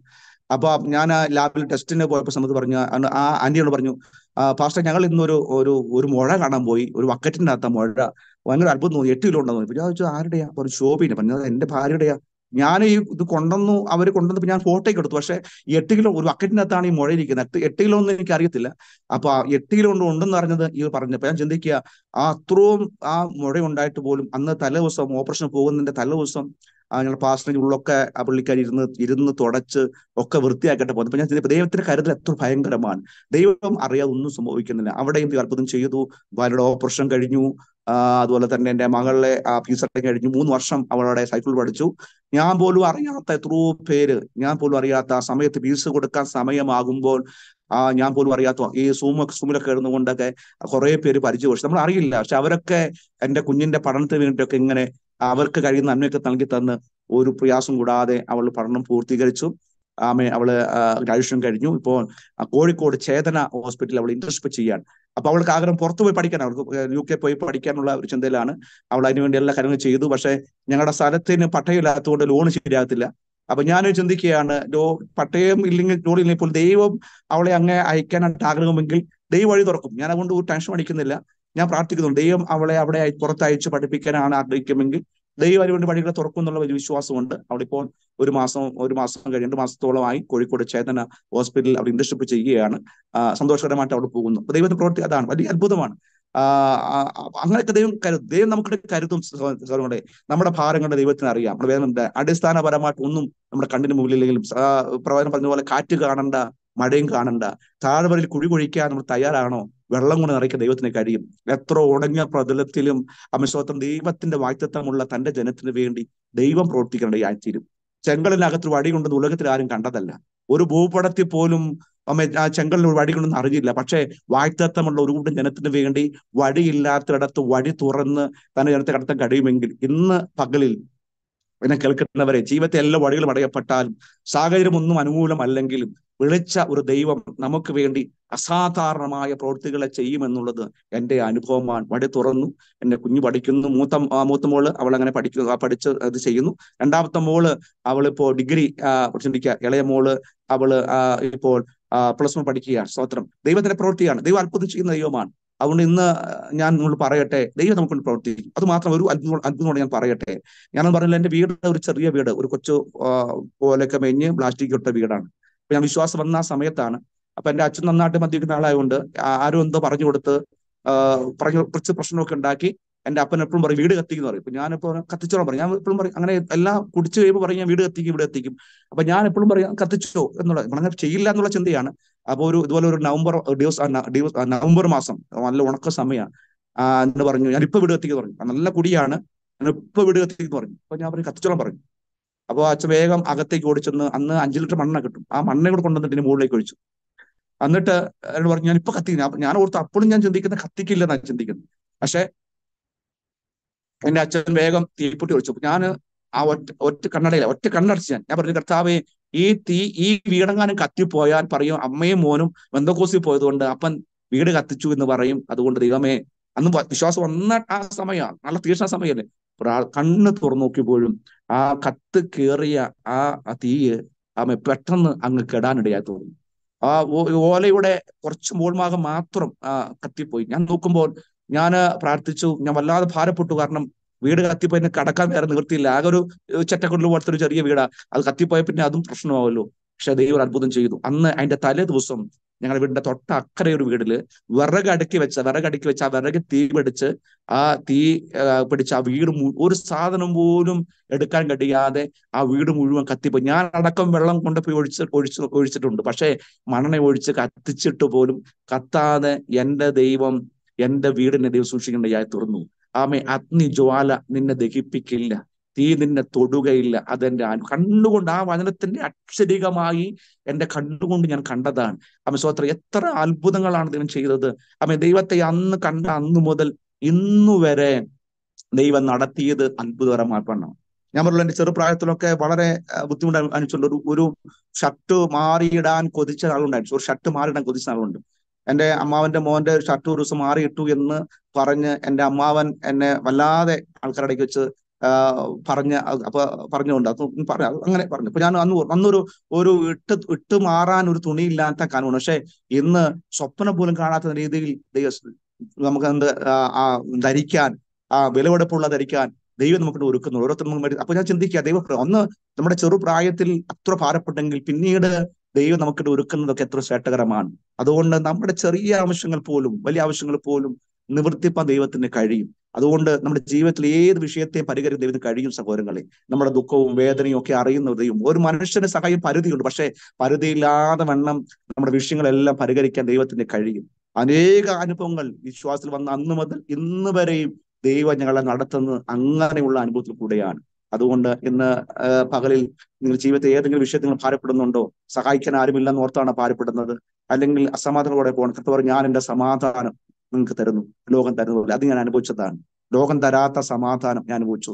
ഞാൻ പറഞ്ഞല്ലോ, എൻ്റെ അച്ഛൻ വിശ്വാസം വരാതെ 7 വർഷം ഇങ്ങനെ അച്ഛന് വേണ്ടി പ്രാർത്ഥിച്ചു. ബൽക്കോണിലൊക്കെ മ്യൂസിക്കാൻ പറ്റില്ല, പക്ഷെ എൻ്റെ അച്ഛന്റെ മാനസത്തിന് വേണ്ടി ഞാൻ 7 വർഷം പ്രാർത്ഥിച്ചു. ഞാൻ പുതിയങ്ങാടിയിൽ ആ സമയത്ത് എൻ്റെ അച്ഛൻ ബസ്സിൽ കയറില്ല, ബസ്സിൽ കയറി ഛർദ്ദിക്കും. പക്ഷെ ഒരു റേഷൻ കാർഡിന്റെ വിഷയം, ഞാൻ 20 ഉപവാസം ആയതുകൊണ്ട് ആ റേഷൻ കാർഡ് എനിക്ക് കിട്ടണം. അതുകൊണ്ട് എൻ്റെ അച്ഛൻ വണ്ടി കയറാത്ത എൻ്റെ അച്ഛൻ ആ 100 കിലോമീറ്ററോളം ബസ്സിൽ കയറി അവിടെ വന്നു. ആ പ്രാർത്ഥനയിൽ പങ്കെടുത്തു. എൻ്റെ അച്ഛൻ 23 ഉപവാസ പ്രാർത്ഥനയിൽ പങ്കെടുത്ത് അച്ഛൻ രക്ഷിക്കപ്പെട്ടു. സ്നാനപ്പെട്ട ശേഷമാണ് അവിടെ നിന്ന് തിരിയാൻ ഇടയാത്തുന്നത്.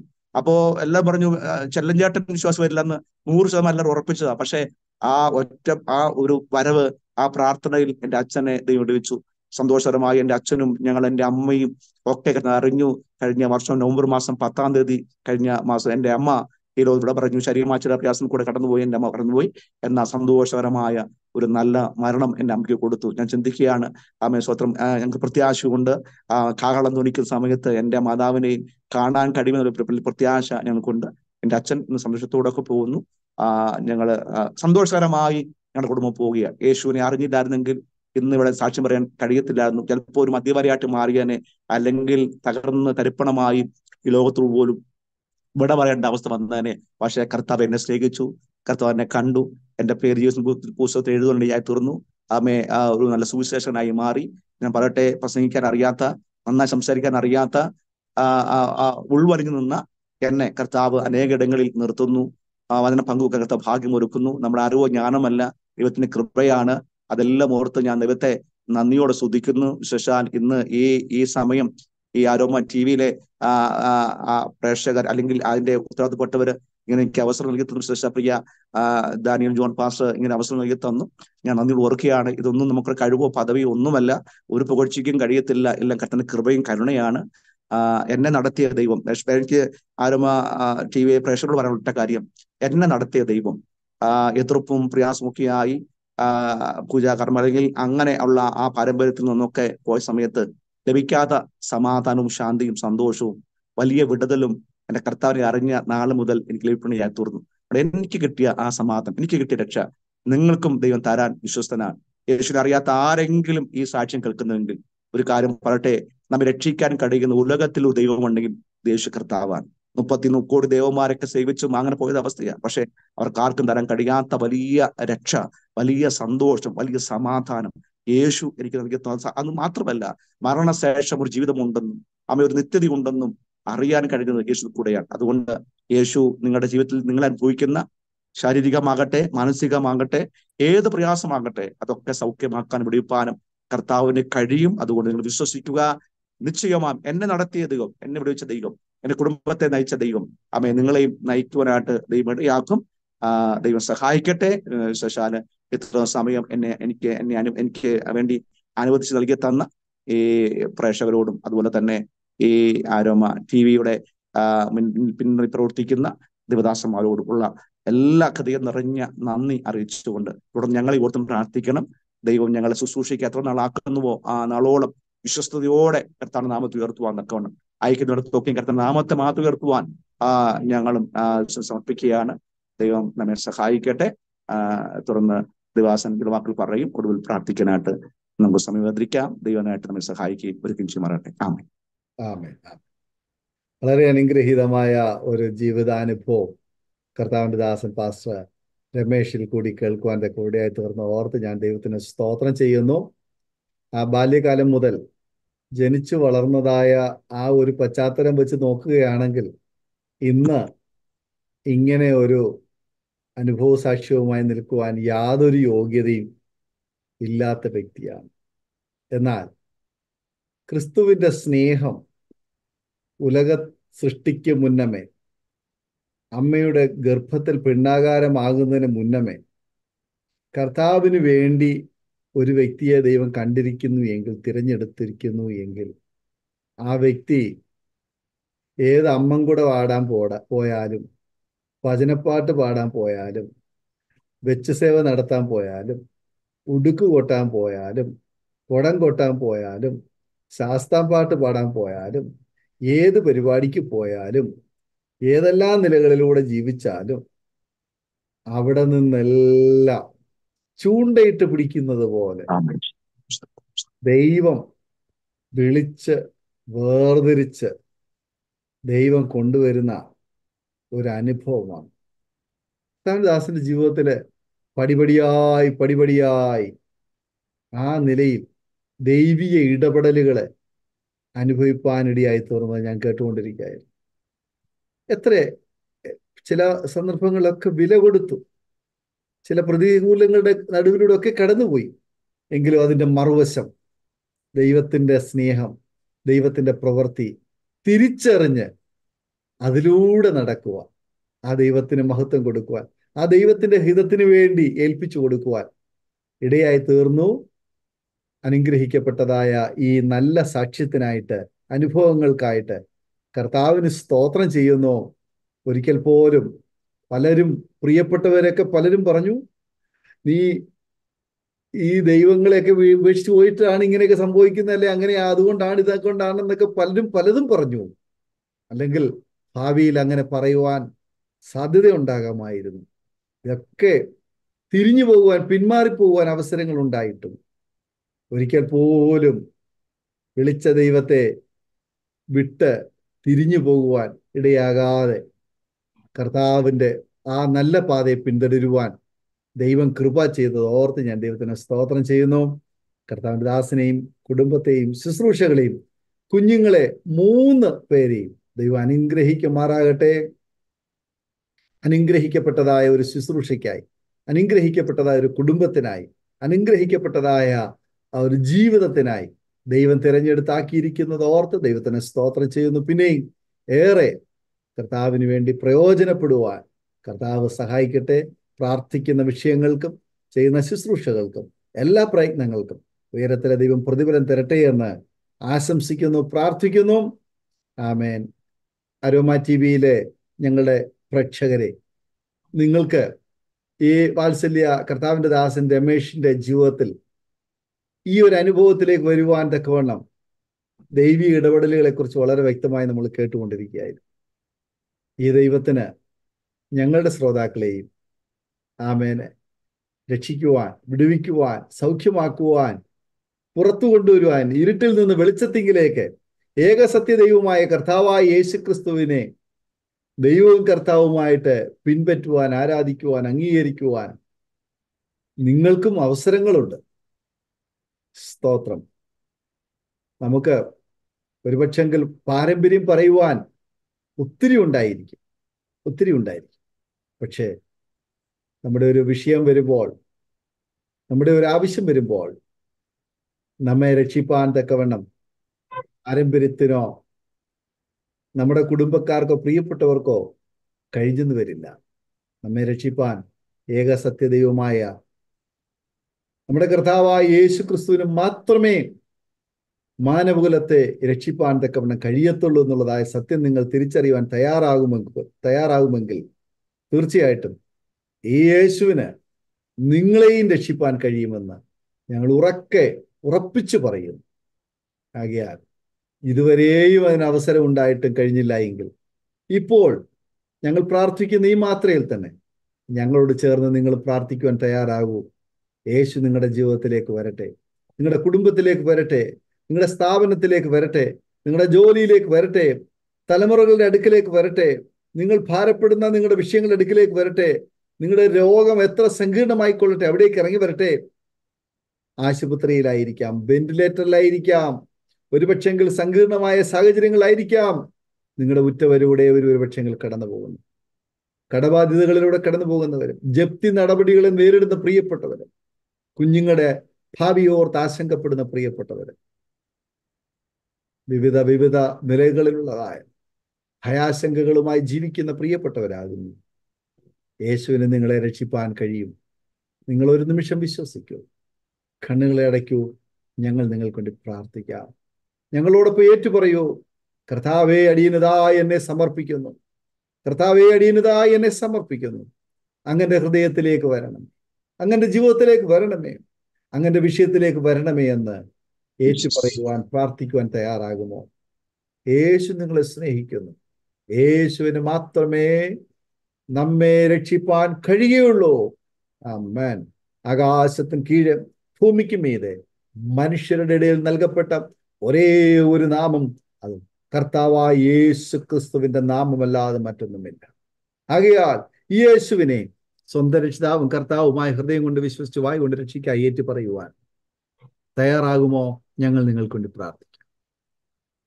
നാം ഒരുമിച്ച് സ്തോത്രം ചെയ്ത് പ്രാർത്ഥിക്കുമ്പോൾ കർത്താവിന്റെ ദാസൻ പാസ്റ്റർ രമേശ് അവർ അരോമ ടിവിയിലെ പ്രേക്ഷകർക്ക് വേണ്ടി ഒരു നിമിഷം പ്രാർത്ഥിക്കും. പരിശുദ്ധനായ ഞങ്ങളുടെ ദൈവമേ, ഞങ്ങളെ സ്നേഹിക്കുന്ന ഞങ്ങളുടെ സ്വർഗീയ പിതാവേ, ഞങ്ങൾ ഒരുമിച്ച് പ്രാർത്ഥനയോടെ തിരുമുഖത്തേക്ക് നോക്കുന്നു. കഴിഞ്ഞ ചില നിമിഷങ്ങൾ കർത്താവെ അടിന്റെ ജീവിതത്തിൽ അങ്ങ് നൽകിയ ആ വലിയ വിടുതലിന്റെ സാക്ഷ്യങ്ങളെ പ്രസ്താവിപ്പാൻ, അങ്ങ് നടത്തിയ വഴികളെ ഓർക്കുവാൻ ഇടയാക്കി വരുവിൻ. എന്റെ പ്രാണന് വേണ്ടി ചെയ്തത് ഞാൻ വിവരിക്കാമെന്ന് പറയുന്ന നിലയിൽ ആത്മാവ് ജീവിതത്തിൽ നൽകിയ സാക്ഷ്യങ്ങൾക്കായി സ്തുതിക്കുന്നു. ഇന്ന് ഈ സാക്ഷ്യം കേട്ട ആരോമ ടിവിയിലെ സകല പ്രേക്ഷകരെ ഓർത്ത് പ്രാർത്ഥിക്കുന്ന കർത്താവെ, ജീവിത തകർന്ന ഹൃദയങ്ങളുമായി കർത്താവെ അസമാധാനത്തോടെ പോകുന്നവര്, എന്നെ പ്രതീക്ഷിക്കുവാകില്ല എന്ന് ചിന്തിക്കുന്നവര്, ആത്മഹത്യ മാത്രമാണ് പ്രശ്നം വരിക എന്ന് അമ്മ ഓർക്കുന്നവര്, ഒട്ടനവധി വിവിധ മേഖലയിലുള്ളവർ ഈ കർത്താവെ സാക്ഷ്യം കേട്ടിട്ടുണ്ടല്ലോ. അവരുടെ ജീവിതത്തിലൊക്കെ വലിയ മാറ്റങ്ങൾ ഉണ്ടാകേണ്ടതിനായി ജീവിതത്തിൽ പ്രതീക്ഷയും പ്രത്യാശയും പ്രാപിക്കുന്ന ആത്മീയ അനുഭവത്തിൽ വന്നു ചേരുവാൻ പ്രിയ കർത്താവെ അവിടുന്ന് കൃപ ചൊരിയണമേ എന്ന് പ്രാർത്ഥിക്കുക. ദിവ്യ സമാധാനത്തെ നിറയ്ക്കണമേ കർത്താവെ, അവിടെ നിന്ന് ചെയ്യുമല്ലോ. ഒരാട് പോലും നിരാശപ്പെട്ടു പോകല്ലേ. കർത്താവിന് സ്വന്തം രക്ഷിതാവും കർത്താവുമായിട്ട് അംഗീകരിക്കുവാൻ സ്നേഹിക്കുവാനുള്ള മനസ്സ് നിന്റെ ജനത്തിനകം നൽകണമെന്ന് കർത്താവിനോട് പ്രാർത്ഥിക്കുകയാണ്. കർത്താവ് അങ്ങനെ ചെയ്യും. കർത്താവ് കുഞ്ഞുങ്ങൾക്ക് വേണ്ടി പ്രാർത്ഥിക്കുന്നു. ഓരോ ദൈവമേ അരിക്കുന്ന ഇടങ്ങളിൽ, ജോലി മേഖലയിൽ അരിക്കുന്നവര്, മറ്റെല്ലാ മേഖല അരിക്കുന്നവർ, ശുശ്രൂഷയിൽ അരിക്കുന്നവര്, നിവാസന്മാരൊക്കെ ഉണ്ട്, വിവിധ മേഖലയുള്ളവരുണ്ട്. അവരെല്ലാം ഓർത്ത് പ്രാർത്ഥിക്കുന്ന കർത്താവെ, അതിന്റെ ജീവിതത്തിൽ കഴിഞ്ഞ ശുശ്രൂഷയിൽ 25 വർഷം അങ്ങ് നടത്തിയ വഴികൾ എത്രയോ ശ്രേഷ്ഠകരമാണ്. കർത്താവെ 10-35 വർഷത്തോടെ യേശുവിനെ സേവിച്ചും അനുസരിച്ചും അംഗീകരിച്ചു പോവാൻ അങ്ങ് ഭാഗ്യമൊരുക്കി. തിരിഞ്ഞു നോക്കുമ്പോൾ എത്ര അത്ഭുതകരമാണ്. ഇനി നടത്തുവാൻ അങ്ങ് ശക്തനാണ്. ആകയാൽ കർത്താവിന് വേണ്ടി ഏറെ വിശ്വസതയോടെ നിൽപ്പാൻ അങ്ങ് സഹായമേ. കർത്താവിന്റെ വരവ് ഏറ്റവും അടുത്തിരിക്കുന്നു. ലോകങ്ങളിൽ വെച്ച് ഏറ്റവും വലിയ അത്ഭുതം യേശുവിന്റെ വരവാണ്. കർത്താവെ ലോകസമൂഹങ്ങളൊക്കെ വിളിച്ചറിയിക്കുമ്പോൾ ആ വരവെങ്കിൽ എടുക്കപ്പെടുവാൻ ഒരു കൂട്ടം ജനം ഈ സാക്ഷ്യ മുഖാന്തരമായിട്ട്, ഈ അരോമ ടിവിയുടെ പ്രവർത്തന മുഖാന്തരമായിട്ട് ഇടയാക്കണമേ എന്ന് പ്രാർത്ഥിക്കുന്നു. ശേഷങ്ങളുടെ ദാസൻ കർത്താവെ ഡാലി ജോൺ പാസ്റ്റർക്കായി പ്രാർത്ഥിക്കുന്നു. ദൈവത്തിന് വലിയ ദർശനത്തിനായി നന്ദി. അനേക സാക്ഷ്യങ്ങളെ കർത്താവെ ഈ പ്ലാറ്റ്ഫോമിൽ കൂടെ ലോകത്തോട് വിളിച്ചറിയിപ്പാൻ സഹായിക്കുന്നു. യേശുവിന്റെ സ്നേഹവും യേശുവിനെ കുറിച്ചൊക്കെ പറയുവാൻ ഇടയാക്കുന്ന എല്ലാ ദൈവിക അനുഭവക്കാർ നന്ദി. ഈ പ്രവർത്തനത്തെ മാനിച്ച് സഹായിക്കുന്ന കർത്താവെ, എല്ലാവരെയും ഇന്ന് പകലിൽ നിറഞ്ഞ മനസ്സോടെ നിന്റെ ദാസനായി അടിയൻ അനുഗ്രഹത്തിന് വിളിക്കപ്പെട്ട നിങ്ങൾ അനുഗ്രഹിക്കുന്നവരാകുവിൻ എന്ന് പറഞ്ഞ് ചൊല്ലി ഇന്ന് ഈ സമയം പിതാവിന്റെയും പുത്രന്റെയും പരിശുദ്ധാത്മാവിന്റെ നാമത്തിൽ ഞങ്ങൾ അനുഗ്രഹിച്ച് പ്രാർത്ഥിക്കുന്നു. അവിടുത്തെ തികഞ്ഞ കൃപ അവിടുന്ന് പകരണം എന്ന് പ്രാർത്ഥിക്കുന്നു. അടിയനെ സമർപ്പിക്കുന്നു. എല്ലാ മഹത്വവും മാനവും പുകഴ്ചയും അവിടത്തേക്ക് അർപ്പിക്കുന്നു. യേശുവിൻ നാമത്തിൽ പ്രാർത്ഥിക്കുന്നു പിതാവേ. ദൈവം മൂലം അവിടുന്ന് കേൾക്കുമാറാകണമേ. ആമേൻ. ആമേൻ. വളരെ നന്ദി കർത്താവിന്റെ ദാസൻ പാസ്റ്റർ രമേശ് MC അവർ ഇത്രത്തോളം സമയം അരോമ ടിവിയിലെ പ്രേക്ഷകരോടൊപ്പം അനുഗ്രഹിക്കപ്പെട്ടതായ ജീവിതാനുഭവം, ദൈവം നടത്തിയ നാൾ വഴികളെ കുറിച്ച് പങ്കുവയ്ക്കുവാൻ സമയം വേർതിരിച്ചതിന്, സമയം കടന്നു വന്ന് തന്നെ ഈ ശുശ്രൂഷ നിർവഹിച്ചതിന് കർത്താവിന്റെ ദാസനായ നന്ദി സ്നേഹം അറിയിക്കുന്നു. കർത്താവിന്റെ ദാസനെ, കുടുംബത്തെ, ശുശ്രൂഷകളെ ദൈവം ധാരാളമായി അനുഗ്രഹിക്കുമാറാകട്ടെ. അതുപോലെ തന്നെ പ്രേക്ഷകരോട് ഇത്രത്തോളം സമയം ഞങ്ങളെ ശ്രദ്ധയോടെ ശ്രവിക്കുവാൻ ഇടയായി തീർന്ന് നിങ്ങളുള്ളതായ നന്ദി സ്നേഹം അറിയിക്കുന്നു.